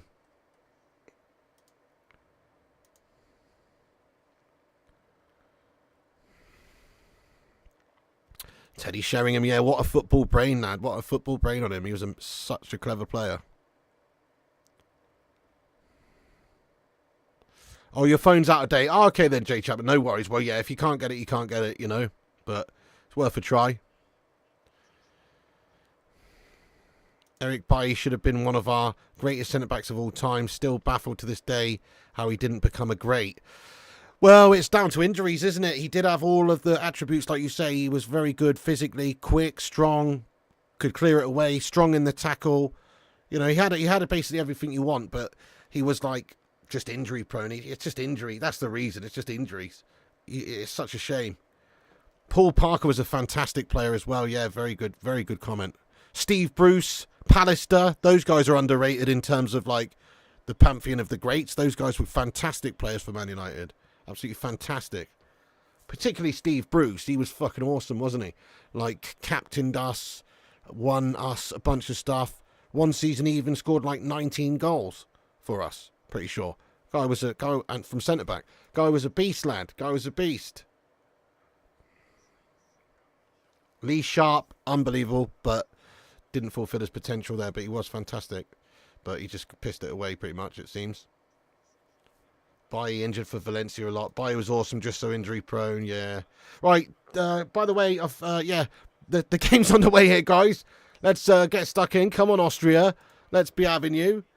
Come on, Austria. Let's see if they can get a comeback here or a fight back. Predicted 1-1 at the start. It's still on at the minute. Yeah, Bruce and Pallister were fantastic. Andrei Kanchelski's great baller as well. Get in there, B&G Darts. G'day from down under, bro. Morning, Pigster. Had my sleep was buggered last night, mate. Big day driving darts editing just wrecked.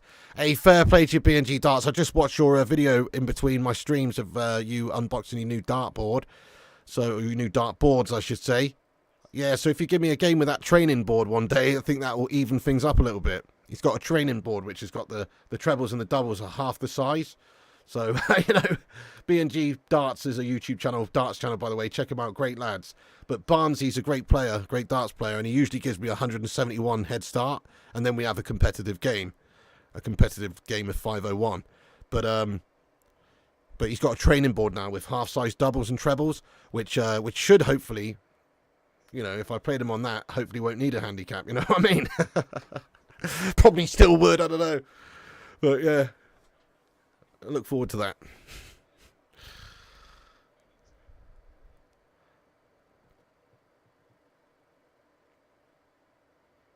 Yeah, B&G's is thinking the same for the handicap. Yeah, it could be fun, that. Could be good, that. Evens things up a bit, doesn't it? And like you say, it's good practice for you, good training. I mean, fair play to you getting one of those training boards. Darts is bloody hard enough. It's hard enough hitting those trebles without it being half the pissing size, you know? It's hard enough as it is.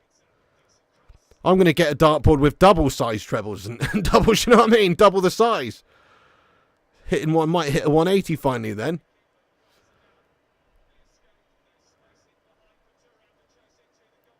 Oh, good chance here. Thuram now for France. Well organised at the back by Austria. I mean, I am impressed with Austria, how they've set up and how organised they are at the back. They're very, very solid. Again there, it's like the momentum's going for France. They just managed to get back and really get into shape quickly. They're looking good. Ragnick's got them organised in that sense. You know, and it's not easy players they're playing against here. There's so much pace on those wide areas for France. It's unreal. And they're doing a good job, Austria. It's just that, obviously, they did score an own goal, which is a big shame, so they're losing. But they're actually doing a really good job. Brian McClare was a fantastic player as well. What a player. True Stuart Wallinson. Stan was someone else. Antonio Valencia was awesome as well, guys, yeah. Cascade says that board looks frustrating. Yeah, you tried getting one but didn't have any. I would have liked to have had a double-sized one. Such a great shout. Keith Gillespie was fantastic, wasn't he? I remember he obviously did well when he went to Newcastle, but he just so tough to break into that team back in the day, though. But he was fantastic, yeah. Keith Gillespie had a lot of quality, mate. Good call. Good call.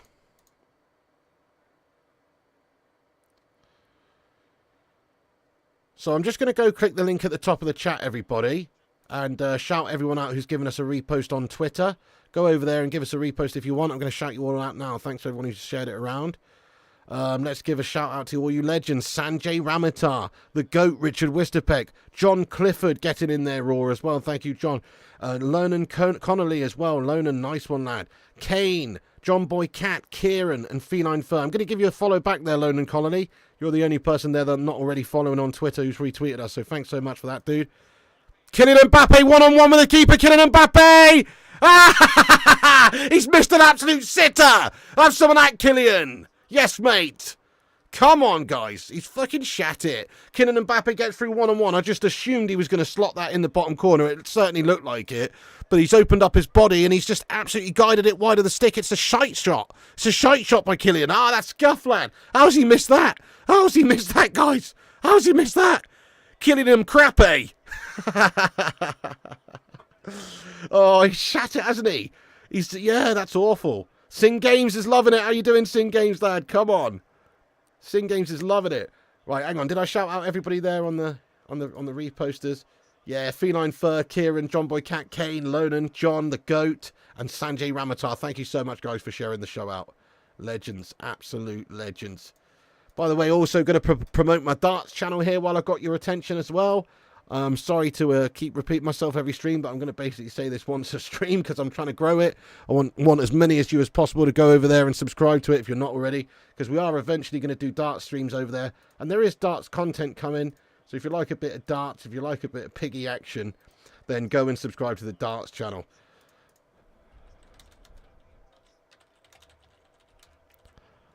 There it is right there, folks. I'm going to pin that to the top of the chat there. It's in the chat. There's a link to Flying Pig Darts. Go and subscribe if you're new. Nice one. 180. That's awesome, fresh drip art, lad. 270. That's awesome. Seriously good. Corner for Austria. Headed back out for another corner for Austria. I am good at pool, actually, Harley. When it comes to, you know, golf, pool, snooker. I play snooker mostly. But golf, pool, snooker, and darts, I'm definitely better on the bays. On the table, lad. 100% better at pool and snooker. Definitely. Just blatantly am, mate. Just blatantly am better than... I'm shit at darts and golf, to be honest. In fact, I'm worse at darts. I'm better at golf than I am darts. Sometimes I can play a nice round of golf occasionally. I haven't played for a couple of years, though, to be honest. But before that, I was playing quite regularly and got to a decent sort of a... Well, not by anybody high standards, but I, you know, was comfortable hitting the ball and getting the odd birdie and stuff like that, you know. But most of the time, golf's really hard, though. Golf's so infuriating. Sometimes you can go out and just have a shit round of golf, just out of nowhere. It's a very frustrating game. But yeah, I'd definitely say I'm better at golf than darts, but I'd say I'm better at pool and snooker than all of those, yeah. 100%. But I'm still shit at snooker, to be honest. What's my highest break? Okay, so I've just bigged myself up at snooker. I'm just being honest, my highest break on snooker on a full-size table is 35. which is absolute shite, I know. But it's such a hard game, though. Snooker is so hard. It's so hard. It's ridiculously hard. So, you know, it's only 35, but that's actually, believe it or not bad for, you know, it's it might sound shite when you're seeing Ronnie O'Sullivan banging 147s for fun, but trust me, that took some doing just to get to 35, mate. You know what I mean? You love pool? Yeah, snooker is hard, mate. It is. Dilvani's looking for a few tips. Dilvani in here, is he? Welcome in there, lad. What's up? What's that? Nut? How you doing there, Nut? What's Dilvani after? Where's Dilvani's comment? I can't see it. Is he after the number for a local fertility clinic near him, or what's he after here? You want some advice on all the blanks he's been shooting, this guy? I'm so sorry, Dilvani. I'm a mean man, aren't I? He's genuinely trying to impregnate his wife at the moment and struggling, and I'm taking the piss out of him. I apologise, Dilvani, lad. Good luck to you. You know, keep doing what you're doing, and hopefully it'll, you know, it'll come. The insemination will come. Hopefully, you know. Hey, you're the one who started talking about it in the chat earlier, mate. Don't blame me. You're the one who gave me this ammunition for banter. You know what I mean? So, that was a fun stream earlier on, though, Dilvani, that Romanian one, when we were just, we were going back and forward, mate, about this. That was funny, mate. Oh. Yeah. Highest break 64. Nice DT United. That's good, mate. That's really good. What's everyone's highest break on a full-size snooker table 12x6? What is your highest break on a full-size snooker table? Let us know. Get in there. It's a very tough game. Rowdy Yates, welcome in. Baseball is a game within a game. Oh, you mean City Boys Rounders? Is that what you mean? Your break 72. That's brilliant, to be honest. Shock therapy. 1. Why am I catching strays? Oh, you know. That 35 was luck. So hard, Snooker. Your dad is 72, still plays. Had a few 80s pluses, 90 pluses, but never a ton. In 50 years of playing regular, my dad's bloody good. Such a hard game. It's a very hard game, yeah. My dad was good at snooker, actually, back in the day. And my brother, to be honest. He used to take us up to snooker club in my teenage years. And he was good at snooker. Like, he could get 40 breaks, 50 breaks. In fact, he once won a tournament in Sheffield back in the 80s or something where he won. He got the high. I don't know. When I say a tournament in Sheffield, I don't mean the World Championships at the Crucible. I just mean some, like, local fucking, you know, tourney. And he got the high break award. I think it was 59 break at the time, which in the 70s or 80s was, you know, for a local club was quite a decent standard. It's not, obviously not now, people in local clubs banging hundreds and stuff for fun. But back then, it was quite good. And Harry Redknapp, of all people, gave him the trophy. Harry Redknapp presented him with the highest break trophy of this tournament, yeah. So, pretty interesting there. Harry Redknapp, random. Bit random. 135. Your high break is 6. You never play pool, but you love billiards. Nice, mate. Well, pool is a good game as well. I love pool. But pool is kind of like... Pool is to snooker what checkers is to chess. Do you know what I mean? Like, it's just much easier game. Like, for instance, if I was to play Efren Reyes, one of the greatest Filipino pool players of all time, if I was to play him, I don't know, 50 racks of pool, I could win a couple just out of sheer, you know, luck, or, you know, I could definitely, not luck, but I could definitely win a couple, right? 100%. Whereas if I was to play Ronnie O'Sullivan at a frame of snooker 1,000 times, he would win 1,000 frames. It's that simple. That's the difference. Like, pool is just an easy game compared to snooker, you know. It is. Reyes, what a master. Yeah, he's an absolute beast. So don't get me wrong, I've got a lot of respect for pool players. I do. I really do. But it's not as hard, it's not as good as snooker. If most of those pool players were to try and play snooker tomorrow against Ronnie or whoever, they're just going to get absolutely decimated because it's such a different game. It's such a harder, tighter game. It's just way more difficult. Way more difficult. You played with Justin Robertson. Our fair play to you, lad. You've cleared up 2 times off the breaking pool. Yeah, I've cleared up a bunch of times, lad. Bunch of times in pool. Yeah, it's a piece of piss, lad. To be fair, compared to snooker, you know, you can pot 8 balls in a row, 9 ball, you know, in a row. If you just get a little bit of luck, or, you know, you can play decent position. It's obviously still an achievement, but it's just like so much easier compared to snooker. Who's my favourite snooker player? It's Ronnie O'Sullivan, mate. It's got to be. Before that, Jimmy White. Loved Jimmy White when I was growing up in the 90s watching snooker. Jimmy White's the man, the whirlwind from London town. Loved Jimmy White. But unfortunately, he's the biggest bottle job known to man. He should have won at least 2 world championships, mate. Particularly that last one. When I was watching it, we were watching it. My brother, bless him, cried his eyes out when Jimmy White bottled that last frame and Stephen Hendry came up and cleared up. My brother cried his eyes out. That's how much we love Jimmy White. We just wanted to see him win it once, you know, and he never did. He absolutely bottled it every time.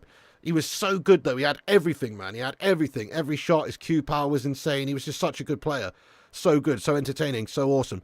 But his mentality, his mind, he just bottled it, guys. He couldn't handle the pressure in those moments. He just couldn't handle the pressure, guys. It was so sad. He definitely didn't throw it. No, he definitely didn't throw it, Johnny. Definitely not. He was just he just couldn't handle the pressure, mate. He was a bottler, lad. Yeah, he bottled 6 final as well. There you go. He certainly bottled at least 2 of the ones that he should have, could have won, you know. Definitely the last one was insane that he bottled. You played a game with the late Alice Higgins once. No way. He was an absolute baller as well. What an unbelievable shot maker. Sounds like a Spurs player. Yeah, true, Lon. And he definitely liked to drink and a bit of the white stuff back in the day, Jimmy White. That's true. 100%. Well, there you go, Rom. He's been trying to pot the brown and not the pink. We tell him about that earlier, you know. Goodness me. We do cover some topics on here, guys, don't we? Yeah. Hardest thing to do in any sport, hit a round ball with a round bat with the ball coming at you 95 miles an hour. Are you joking me, Rowdy? It's got to be one of the... That's so not true. That's so not true, mate. How many baseball players hit a home run? Shitloads. That's how many. Do you know what I mean? How many snooker players have hit a 147? Not that many, mate. Not that many. In competitive play, not that many. You know, 20, 30, I don't know how many people have, but there's not that many. I mean, literally, these players go through their whole careers. I think Ronnie's got the record of 147s in his career, and he's got 14 of them. Do you know what I mean? Like, it's not a common thing. Like, hitting a baseball into the crowd, compared, must be the easiest thing ever, lad. Do you know what I mean? Compared. It's just not even in the same ballpark, lad. No pun intended. Dennis Taylor Sing Games. Yeah, I love Dennis Taylor. What a character. I did not know that, Tommy Boyle, but I know that snooker was first invented by, like, some British troops, I think, or who were stationed in India or somewhere. So I think that's where it originated from, like, or somewhere. I can't remember now, mate, actually. Don't know.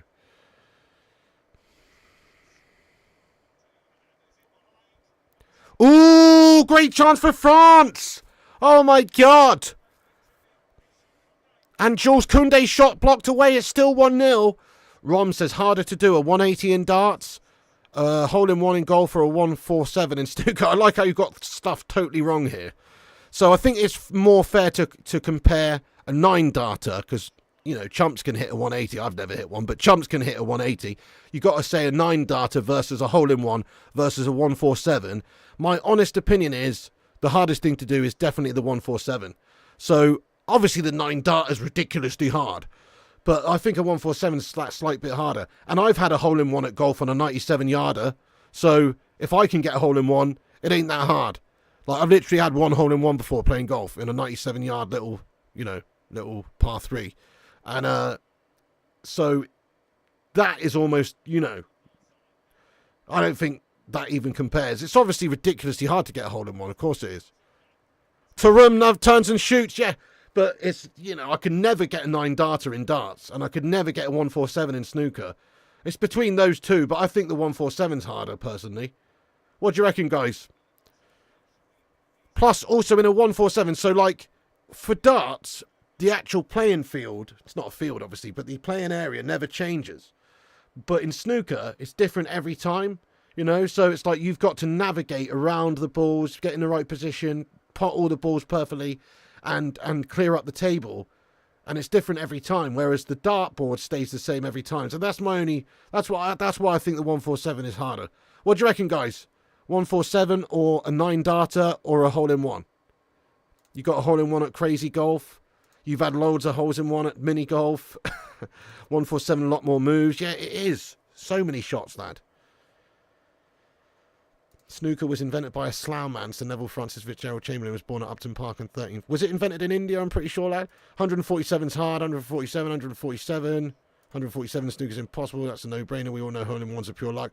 Well, I mean, there's definitely an element of luck to them. I mean, there's definitely an element of skill to them as well. But, yeah, you know, a mug can hit a hole-in-one, such as me. I've literally hit a hole-in-one before. So if I can do that, anybody can. Literally anybody. You know, so... yeah, you can get a hole-in-one with luck, yeah. Exactly, one hole, 147. But a 9-darter, I could never... in my whole life, I'm pretty sure I will never get a 9-darter. And I'm pretty sure that I'll never, ever get a 147. In fact, I know I won't. So they are the hardest things to do. 147 hardest. So, yeah. That's what yeah, 147's the hardest there, I reckon. Good shout there, shock therapy as well. Do you know what pisses me off? Do you know the snooker player, Sean Murphy? I saw a clip of him the other day. He pisses me off anyway, to be honest. He's a right smug one. But I saw a clip of him the other day, which I don't know when it was from, but it was him saying that he had done a hole-in-one in golf, that he's got a 147 in snooker, and that he pulled off a 9-darter at a pub one time. It's like, yeah, all right, yeah, nice one, Sean, mate. So, you know, I don't believe it. I do not believe it, guys. I just don't believe that.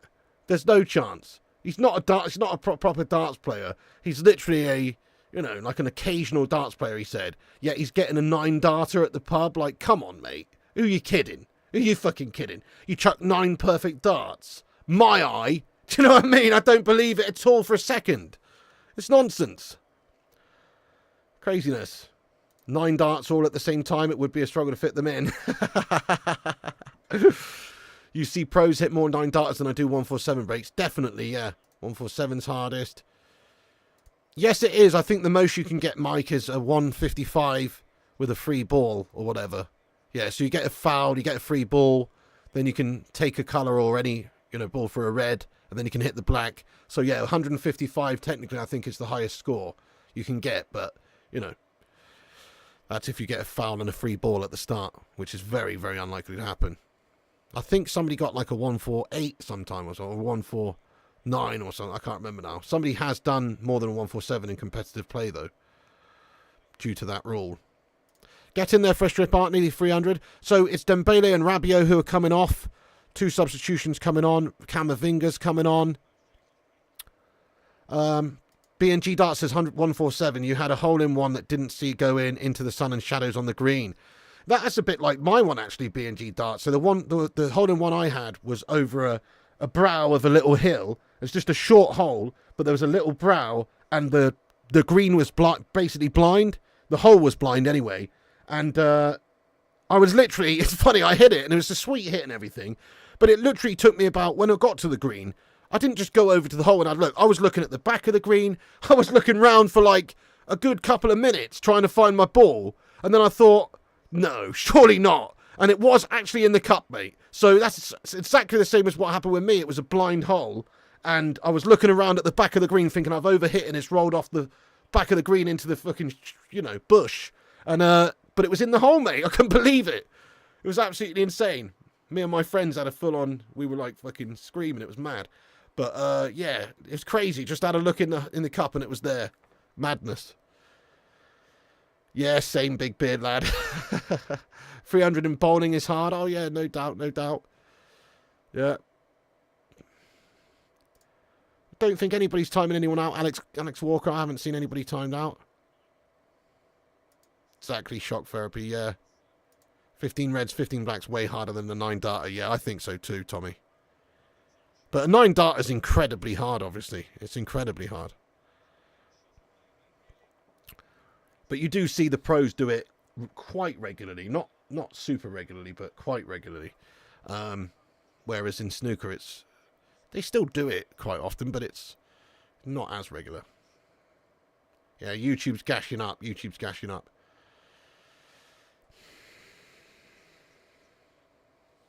100% Cascade.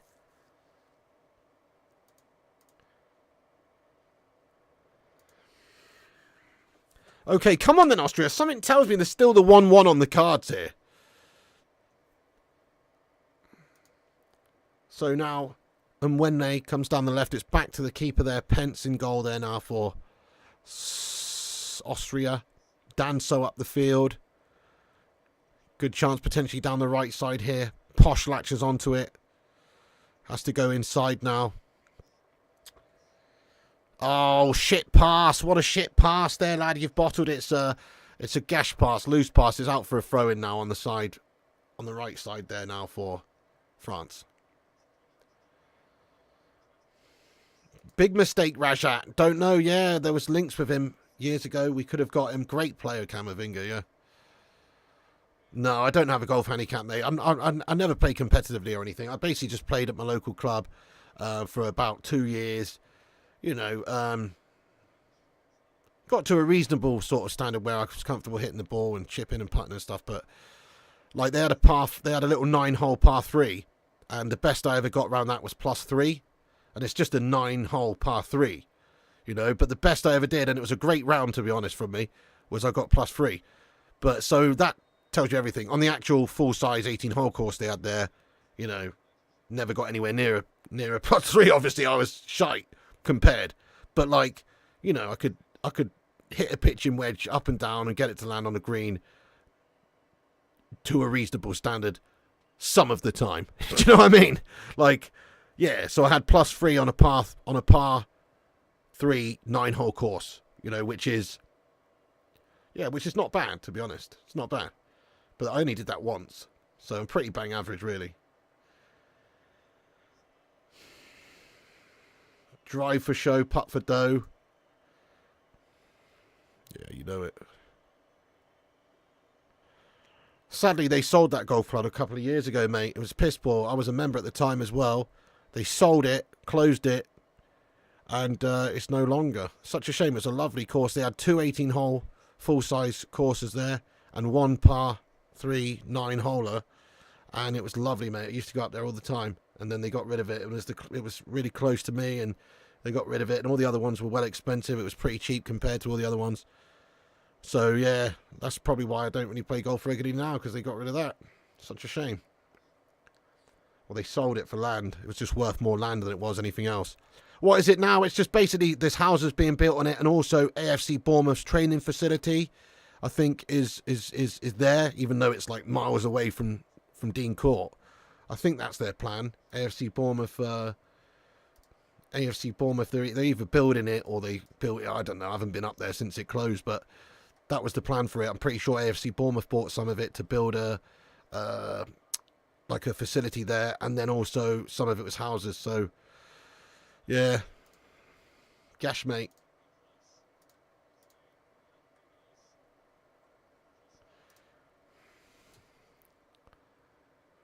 But it's quite far away from the actual stadium of Bournemouth, probably like 9 miles or some shit. 19th hole's your best hole. Alex says I end up in the bushes and lose the ball. Mate, you and me both, and everyone really. It happens to the best of us, mate. Golf's one of the cruelest games. Like, it's so hard. Sometimes you can have an absolute stinker of a round, lad. You know, it's very easy to put up a 10 on a hole. You know, it is. It can happen to the best of us. You lose 1 or 2 balls. You hit a couple of gash shots. Next thing you know, you've got a fucking 10 on a hole. You know what I mean? It's gash. Does anyone in your family support Bournemouth? No, mate. Nah. Now, we're actually not from Bournemouth. We're from like 10 miles away from Bournemouth. It is the club that, my brother used to play for Junior Cherries for a bit, actually. It is the club, the proper club that's biggest and closest to us, though. But,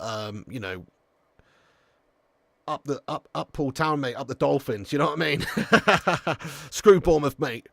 But no, none of my family support Bournemouth. We're all Man United fans, every single one of us. My brother, my sister, parents. We're all Man United fans.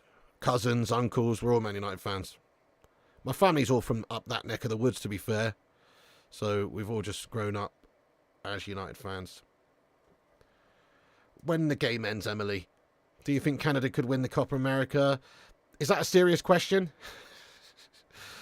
Well, I'd be the show part of the drive for show, putt for dough. Right, yeah, fair play to you. I'd say the best thing that I could do was certainly not driving. I could hit it far, but a lot of the time it would end up fucking bloody miles to the right, or, you know, I'm an ultimate shanker, lad. Ultimate shanker. My best thing's chipping, 100%. Putting I'm pretty decent at, but chipping was my thing. Like, the approach play, after you've hit the drive, the approach play, that was where I made my, score up, was chipping onto the green, basically. That's where I was good at. But everything else, struggled at. Your son's going to Bournemouth Uni. Nice one, Alex Walker, lad. Nice, mate. Fair play to you. Yeah, golf's very hard, lad. Golf's very hard. Yeah, then your head goes, you can't play. It's one of the most frustrating games. Yeah, that's it. It's so frustrating. It's so hard to stay calm when you're having a shit game of golf, lad. It's an infuriating game sometimes. I used to like bowling, Fresh Rip. I used to play a bit of bowling, mate, at Bowlplex back in the day. But, I haven't played it for years. But, yeah, fun game, isn't it?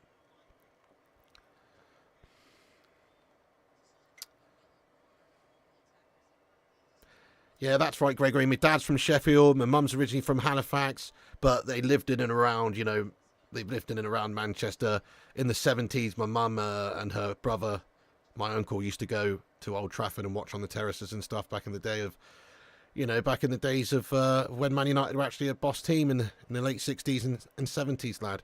So, they, you know, they used to live in and around that area for quite a while. But originally, yeah, my dad's from Sheffield. On soft cap of 12 handicap, best round of 5 over. Mate, fair play. That's good, lad. That's actually really good. That's very good. So best 18-hole round of 5 over and a 12 handicap. That's good. That's good standard, mate. That's good. Yeah, that's very good. Your problem with golf is you stand too close to the ball after you've hit it. You was in a team at Milton Keynes Super Bowl. Oh, fair play to you. Yeah, I remember there was this little bowling club that I went to for a few times when I was like 10 or something. Saturday mornings, go and bowl for a few hours was decent, that, yeah. Pretty fun.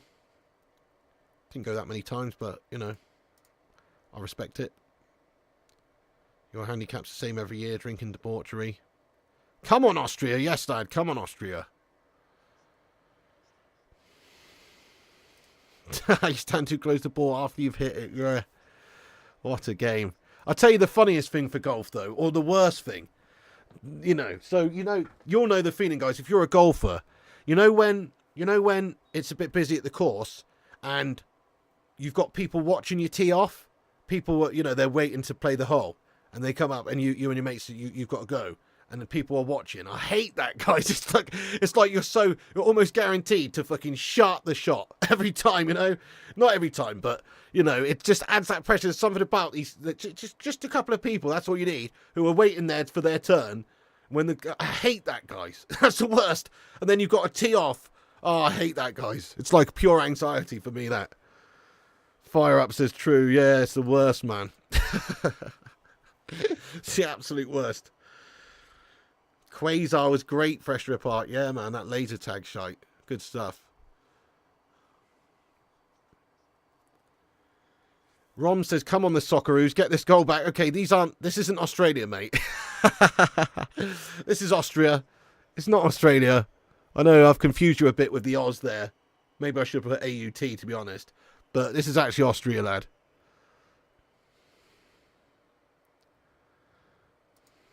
Yeah, well, there you go, Stuart. That's true. I mean, they do like you to have the certain dress code at certain golf courses, yeah. Most of them, to be honest. Exactly, DT United first team when there's loads waiting. Yeah, oh, man. It's the absolute worst, Mr. B, my friend, was in this first tournament. Teed off and there's a pond right in front. His ball skimmed off the ice, hit a rock and flew back past him. Not a snigger. Silence. Awful, isn't it? It's awful. I hate that. And we've all been there where we've just shat a shot. It's embarrassing, you know. You got people watching you. You just absolutely shot a shot off the first tee or whatever. People watching. It's the worst, mate. It happens, man. Something about that added pressure there of fair play to these actual golfers. You know, like when you see golfers at these major tournaments teeing off down the you know, like the down the alley, I would call it, where you've got all the fans on either side. It's like I would be hitting those fans in the face 9 times out of 10 with my ball, but they just hit it, ping, you know. But mate, that is how intimidating must that be? Imagine the average person just trying to hit the ball there, like when you've got those 2 rows of people and you're trying not to take someone's head off. Do you know what I mean? Talk about pressure to hit it straight, lad. You know what I mean? Yeah, that's a good one. Worst thing, waiting on fairway for people to get out of range and then proceed to top it. Classic. That's another thing when you just tee off and literally, I've had it before where you tee off and no joke, your ball lands like a yard. or it just falls off the tee right next to it. Do you know what I mean? I've had that happen before as well, where you try to tee off and you just literally hit it a foot. Do you know what I mean? Oh, Rom, I'm just going to leave it as is, mate, to be honest. I've tried to sort out loads of stuff. It just annoys me, to be honest. This is the best one that is easily changeable for me, to be honest. Listen, if you can't work out that is 83 minutes and 39 seconds, then I don't want you watching the stream, to be honest, mate. Do you know what I mean? If you can't work out that 1 hour and 23 there is 83 minutes, then I don't want you watching. It's that simple. Do you know what I mean? Oh, dear. Urbano Valdez, mate. Thank you very much there for the super chat as well, lad. Come on, Urbano. Let's get some raw love in there for Urbano Valdez, guys. Come on. He says, as I've gotten older, I've learned to appreciate golf. It's a heck of a skill game, mate. It really is. It's a heck of a game. The control it takes. These guys who, like, you know, they're putting the spin on it. You know, they're putting the spin on it and they're getting it to just dig into the green and roll, you know, whichever way they want it to go. It blows my mind. It really does. I could never do that, guys. I mean, sometimes you might accidentally put spin on it, but I've never, ever been able to, like, actually, apart from backspin, to be fair, like, if you hit a high flop or something, like, it does tend to backspin. But like, any other spin, I don't know how they do it, guys. It's fucking mad. It's absolutely mad. They make it look easy, yeah. I don't know how they do it. Come on, sir! Austria! Ah, bollocks. Vidmar, it's no good. And Mainan clears up the pitch now for France. Looks like they're going to get a 1-0 win. Who knows? Still time left. Golf is great to fall asleep to while watching on television. It's a chilled out sport, that. Ian Poulter advert when he tees off a pint glass and literally skims the head off a bit. Epic. It's insane there. Yeah, that's absolutely insane. Crazy, lad. Oh, Mbappe's just nutted Danso in the shoulder there. Headbutt to the shoulder. And Mbappe's gone up for it. Tried to head the ball, but he's followed through and hit Danso's shoulder there. He's got a bit of a knock.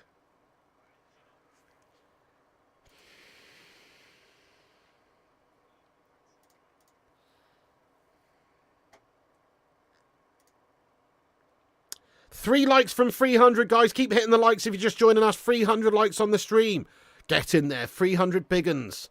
Legends. Also hit the subscribe button down below if you're new to the channel.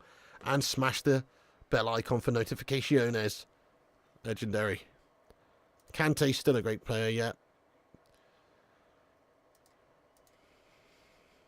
Right, here's a question for you guys. Bit of a random one, but what's your favourite golf movie?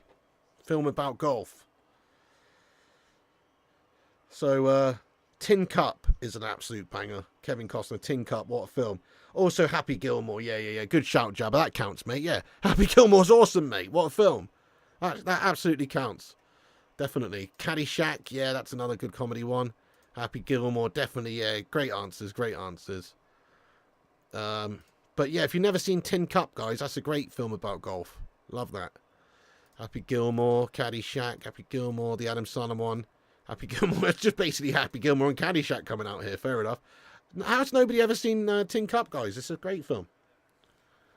Love it. Yeah, Tin Cup's awesome too. Yeah, you know it.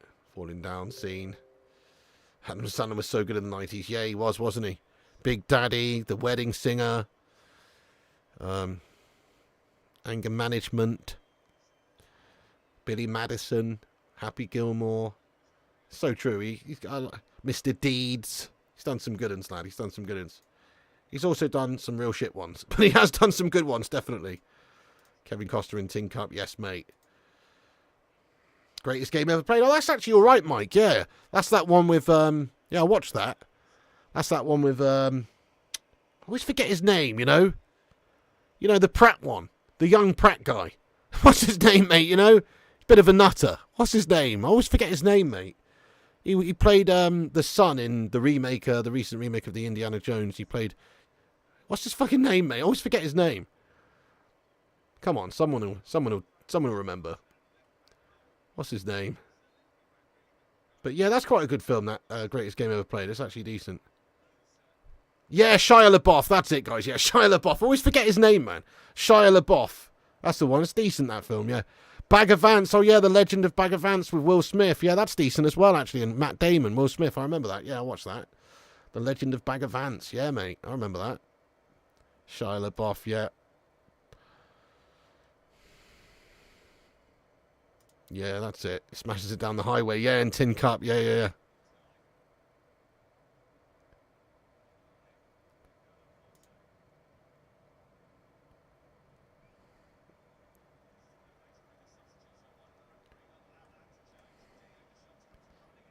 Legend of Bag of Vance. Yes, mate.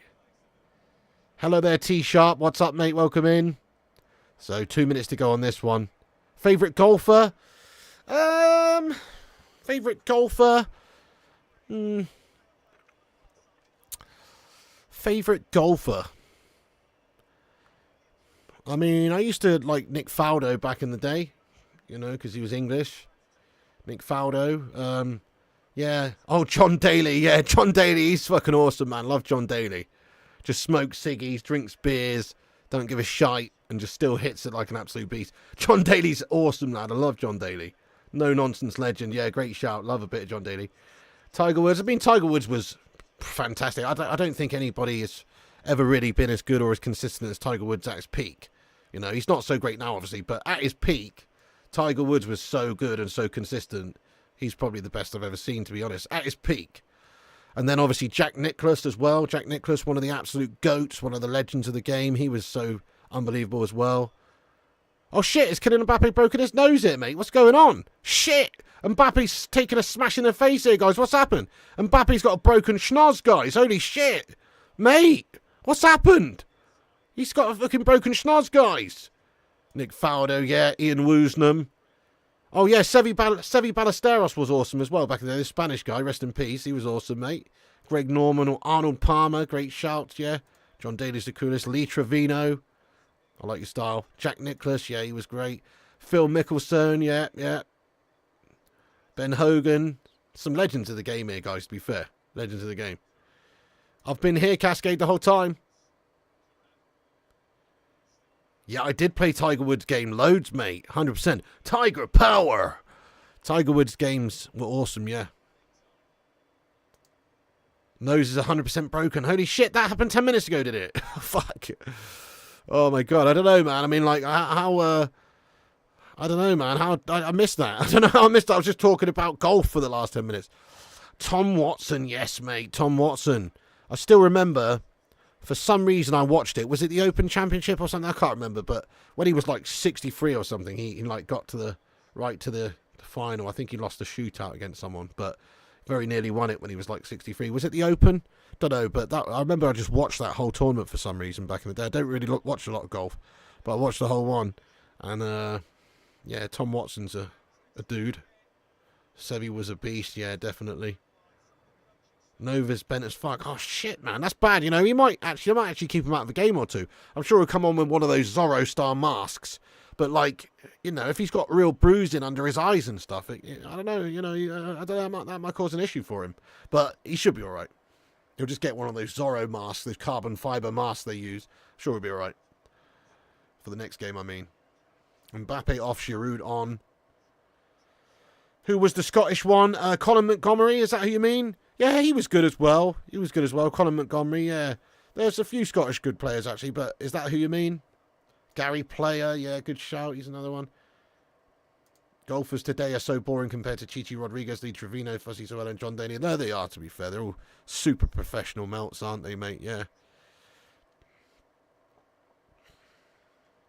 Sam Snead, Sam Torrance. Who's that lad who's like the best in the world right now? I don't really follow golf at the moment, to be honest, but you know the one who got arrested the other day and then like the cop was trying to say that he like dragged him along the car or some shit. What's his name again? But he's good, but I don't really watch it, to be honest. Scheffler, that's it. Scotty Scheffler, yeah. That's the one. And then you got that Dustin, yeah, I haven't really watched golf for years, to be honest. Dustin, what's his face? That other good American one. You know, forget his name. Sam Torrance, Scottish. VJ Singh. Oh, VJ Singh was fantastic, actually. Ian Poulter, yeah. Good shout. Sandy Lyle. Dustin Johnson, that's him, yeah. Dustin Johnson, that's the one I mean, yeah. Johnson. Good shout, guys. Anyway, screw golf. 9 minutes of added time. 9 minutes. Oh, yeah, that Beefy's a good lad, isn't he? He's funny as well, yeah. Ernie Els wasn't mentioned. He was a great as well, yeah. Good shout. Sevi was the king. Great stuff, guys. Nick Faldo, yeah, definitely. Right, anyway, so 9 minutes of extra added time here, guys. There's 5.5 minutes left. Can Austria just somehow just cause an upset here, mate? That'd be something, wouldn't it? I don't think they can, but let's just see. You never know. I know, Stuart. He was crazy, mate. Party animal, drinking beers, drinks about 15 Coca-Colas a day. This guy's a machine. He's an absolute machine. Golf is boring. Boring subject, golf. Well, yeah, I mean, for some people it certainly is. It's just really a nostalgia thing we're going on here, though, aren't we? The last 10 minutes of this game's been boring, as to be fair.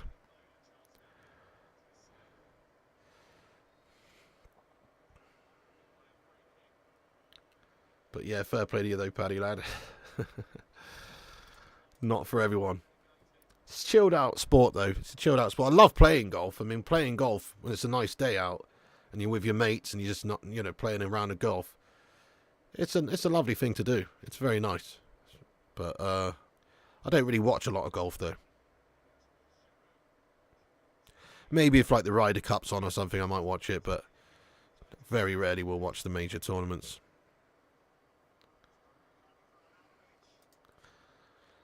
What's the lineup for tomorrow, Piggo? So, yeah, let's tell you, mate. So the game's coming up tomorrow. Let me get it. Obviously, Portugal are playing tomorrow, aren't they? I think. Let's take a look. Yeah, so you got. There's only 2 games tomorrow. Mental. There's only 2 games tomorrow. We got Turkey versus Georgia at 5, and then Portugal versus Czech Republic at 8. So yeah, only 2 games tomorrow. That's awesome.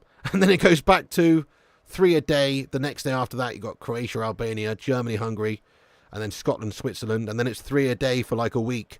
I'm pretty sure. But yeah, there's only 2. There's only 2 tomorrow, by the looks of it. Golf and nice walk spoiled. Yep. I am Stuart Ollison. Portugal, I think, is definitely one of the teams to watch.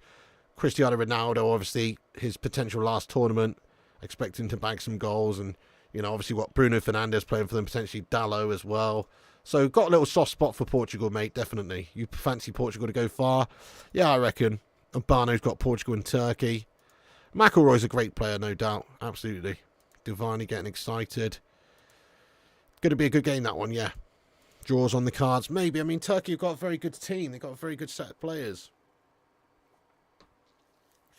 But nothing compared to Portugal. Portugal's next level, really. They've got some unreal talents. You know, Gonçalo Ramos, Cristiano Ronaldo, Bruno Fernandes, Bernardo Silva, Ruben Dias. They've got a very good team. I do, Gregory. I do fancy them to win it. I mean, this performance by them today, it's not exactly been mesmerising. Not at all. But obviously they've been the dominant side in the game. Austria sort of just defending really, organised really well. Austria have done brilliant. Sort of reminds me a little bit of this England calamity yesterday. Oh, Giroud, you'd have bet your house on him scoring that. He's absolutely just skewed it. He's melted. Oh, my God. Olivier Giroud, one of the most underrated scorers in history, if you ask me, has a shattered shot there, though. Awful attempt by Giroud. It's a great bit of play down the right for France. Pulled back across into near the penalty spot, and Giroud's arriving. And he's just absolutely miskicked it. Miskicked it big time.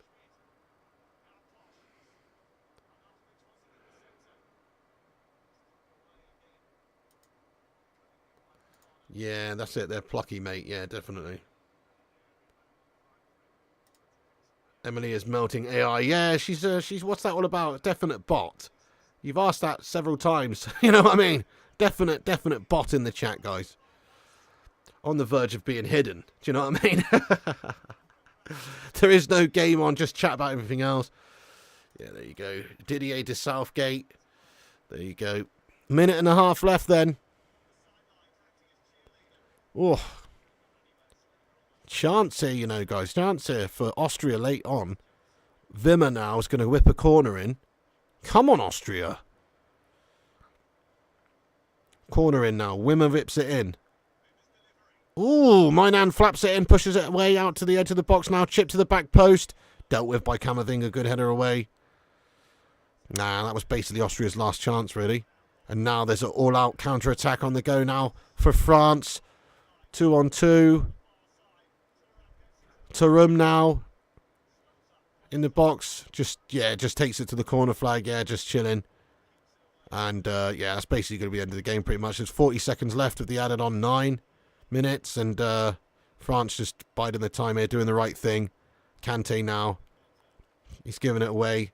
Austria look to try and make something happen here for the last time in the game. 30 seconds to go.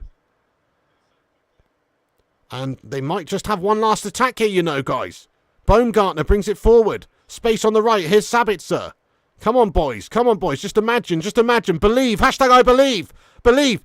Foul committed. Oh, no. Foul given against Austria there for the challenge on Camavinga by Baumgartner. And that is going to be a free kick. That's all over now. It's all over. It's all over.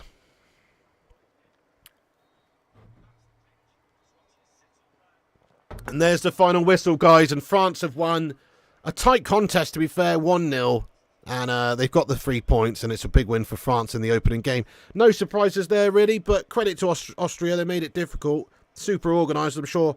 Look, let's face it. If it wasn't for an own goal, it would be 0-0 this game. Like, Austria have done brilliant, to be honest. They defended really resolutely. France did not score in open play or anything. It was just a calamitous own goal. It really was. So that's the only reason why they've won this game, to be honest. They did win it 1-0. It was a goal, of course. Of course, it was a goal. But it was an own goal, which was a bit of a freak own goal. You know, so in that sense, Austria can feel like a little bit hard done by, and also quite disappointed that they only lost to an own goal, yeah. Well played, Austria, definitely, yeah. France did it like us, basically, yeah. But Austria, a bit of a better team than Serbia, I reckon. But actually, no, they're quite similar, I suppose. Quite similar standard, I suppose. Lucky French boys today, yep. Unlucky Austria, if not for the mistake. France never looked too dangerous. Yeah, that's it. Took an own goal from Austria, a freak own goal, really, for them to, for them to do it. At least our goal was a good goal. Yeah, true, Mike. Very true. Yeah, that's right. I mean, confidence-wise, it's not great for France. They didn't exactly score anything from open play or do anything too major. Thank you, Luke. Says great stream, Piggy. Thank you very much there, Luke. You don. Get in there, you beast. Nice one, lad. Nice one. Appreciate you, sir. Love that. Fair play to Austria. Austria were great tonight. Underwhelming France. Austria boring. They don't create anything. Well, no, that's true. Must play. It's true. But it's always going to be hard when you're up against just a much superior team in every way. Respect to Austria. Euro's so rigged. Mbappe's bad sport. Not a comfortable win yet. You look exhausted. Get a good rest. Thank you, Disco Dave, mate. Yeah, done a lot of talking today, mate. Third stream of the day. We are going to wrap things up. I am tired, lad. I am tired. And it's hot in here now. I'm sweating, guys. It's 26 degrees in this room right now. Pretty warm. Pretty toasty. So I'm going to go chill out, guys, upstairs where it's a bit cooler. Yeah, nice one. Fantastic. Thank you, Chris Goldsmith. Yeah, thanks everyone for watching this stream tonight. YouTube chat gashed up a bit, but the Bacon Brigade coming out and representing. Thanks everyone who's shown your support on the channel by smashing the like button. Thank you any super chatters or the members. Big up yourselves, everyone. And thanks for tuning in. Yeah, twat that like button on it, guys. Give us a big thumbs up. And also, go over to the Flying Pig United Darts channel and subscribe to the Darts channel, guys. Here it is in the chat. Make sure you go over and subscribe if you're not already. It's pinned to the top. Let me just pin it to the top and go over there and subscribe to Flying Pig Darts if you're not already. It's a new darts channel. We're trying to grow it. So please do go and give us some love by subscribing to that channel over there. And we are back tomorrow, guys. There's 2 games on tomorrow. We'll be covering them both. So come and get in with us, and we'll have a good old time of it tomorrow as well. And just thank you everyone who's watched today, whether it's just this stream or all the streams. Thanks for getting in for the watch along, guys. We've had a lot of fun. To be fair, I am tired now. I was definitely on. We were definitely on some good form earlier on, though, weren't we? In the other streams, this stream I'm shagged. So yeah, great stuff. But you know, it's just a lot of mental talking going on there. It's not exactly like that tiring. It's not tiring physically, obviously, but I'm a bit mentally shagged. So now I'm going to go chill. Thanks everyone for watching. Andy Young, Tommy Boy, your legend. Spain and Italy, best teams we've seen so far, and Germany as well, I guess, yeah, but they were only up against Scotland, who were awful, so yeah. True. Thank you, Tommy Lad. Thank you, Danny, Keanu, Paddy Lad, Cascade, Arnie Slot, Vonda, Fresh Drip, Jens as well, Hansi, were they? Michael Barber, Susan Knowlton, Gregory Burke, Kevin Yates. Great chat as always, guys. Smash the subscribe if you're new, smash the like if you're new, and also go and follow us on Instagram, Facebook, Twitter, TikTok, Twitch, and Kick at Flying Pig United. Follow the Darts channel, Flying Pig Darts as well. Thank you, everyone. Yeah, looks like Mbappe's nose is broken. Yeah, indeed. Colin Rell, Fresh Drip Art, Encore Football, JC as well, you Don. Thank you, dude, for watching the streams, lad. Fick AT as well. Paddy Pepsi, Stay Gold, Fracture, Make the most of it. Fresh Drip, Susan Knowlton, Stephen Shipman, you Don as well. Have a good one, lad. Fleshen, Gregory Burke, Mike Hill, thank you, lad. Lonan, BNG Darts, have a good one, my son. Andy Young, Stuart Zeckman, Jack Swan, Paddy Pepsi, Gungshi, you Don. Hey, no worries, Gungshi, lad. Thanks for getting in. Thank you very much indeed. Have a great night. And thank you everyone else who's been in here for the streams today. I do appreciate you all tuning in and turning out for these random streams. Remember, we're going to do all the Euros games, guys. That's the plan. Every single game of the European Championships. So far, we've managed to keep up a 100% success rate of doing the streams, which I don't think any of us thought would happen, myself included. But we're going to try and hit 100% of the games this summer for the Euros. That's right. That's the plan. That's the undertaking that I've committed to. So just rest assured, anytime there's a game on, if you're watching a game, rest assured we'll be live here on the channel. So come and join us. You don't need to look for notifications. You don't need to look for whatever. Just know that if there's a game on, we will be live. Oh, yes. Dilvani, thank you, Gungshi, you Dons. Superstar, Fresh Drip Art, John Boy, Big Dog Batchy as well, lad. Get in there. Kai Mason, Mr. Leo G, Paddy, Fresh Drip, Simon, Luke, Stuart, Wonton Doodoo, you Don as well. Much love to you, sir. John Boy, Cascade, Flesh and Kai, Jack Swan. Just want to say good night to everyone here. Andy Young, Fresh Drip. Get in there. Emily, Y7Z, Zuba Kerem as well. You would give your whole life savings for Mbappe to score a hat-trick in France, win 4-0. You sold your wife for internet connection. I'm starting to think it's not worth it. Super bloody hell, Zubair, lad. Crikey, yeah. Don't think it was for that 1-0 victory with an own goal from Austria there, no. Stay Gold, Paddy, Luca, Barno. Mate, thank you so much, Stuart Zeckman, for the $10 super chat, lad. Come on, lad. Get in there. Sue! I appreciate it, Stuart. Thank you for the raw tip at the end there, lad. That's so nice of you, dude. Get some love hearts in there for Mr. Zeckman. 100% Euros. Yes, mate. I'm going to try my absolute damnedest to get 100% of the games covered on this channel. So yeah, please do, guys, get involved. If you're around to watch the games with us, you can get yourselves in there, and we should be live. I'm going to try and stream all the games. There's only 2 tomorrow, so pretty chilled out day tomorrow, guys, to be honest. I'll probably try and get some United news in there in the afternoon. I might even do a cheeky late dart stream or something. So keep your eyes peeled, guys. Cheers, guys. Thank you, Stuart Zeckman, once again, you absolute legend, lad. Get in there, you beast.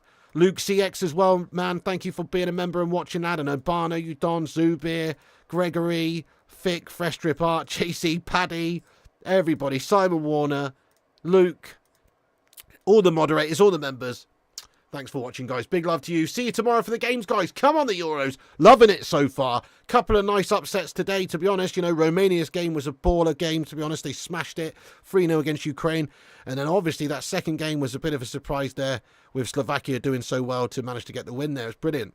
And maybe Belgium a little bit hard done by with the VAR, but, you know, the rules is the rules. So that's how it is. And then, obviously, France just managing to win the game tonight. That was a bit underwhelming, though, wasn't it? Like, from France's point of view, it was a bit underwhelming. Altios, welcome as well. Nice one. Gregory Burke, Gungshi Yadon, Cascade and everyone. Yes. Oh, man, it's the worst, isn't it, when you lose a family pet? Or I still occasionally, you know, like on Google Photos, you've got the thing pops up like on this day. You know, still brings a tear to my eye sometimes, mate, when, yesterday I was just on my phone, it said on this day in 2017, and it was just some pictures I took of my cat in the sun, in the garden. Little Loafy, mate. It was an absolute awesome cat. There's actually a video of him on my YouTube channel if you want to search Ashley Young diving cat impression. If you want to search Ashley Young cat impression, you will find it. It's a video of my cat, Loaf. He was a great cat, and I miss him dearly. And he died in 2018, I think it was. And but still miss him, you know. It's sad, isn't it, Gungshi lad? And your cat looks like an absolute lovely cat there as well, mate. They're like family members, genuinely. Anyway, much love to you guys. And on that note, we're going to leave it there. Thank you so much for watching. You're a bunch of legends. Thank you, Simon. Get in there, you legends. Like, subscribe, comment. And it was actually, yeah, nice one. It was actually Loafy, like loaf, like Loaf. Because he was such a loafer. He just loaf around, loafing all over the place like a big lazy bastard. That's why we called him Loaf. But it's a proper random name though, isn't it? Like a loaf of bread. Do you know what I mean? Like that was how his name was. That's funny as. Anyway, Superstar, John Boy, Gregory, Fresh Drip, everyone, all the mods, all the members, big up yourselves. Much love to you. Stay classy. Piggy loves you. And remember, when the seagulls follow the trawler, as this is because they think sardines will be thrown into the sea. Thank you very much.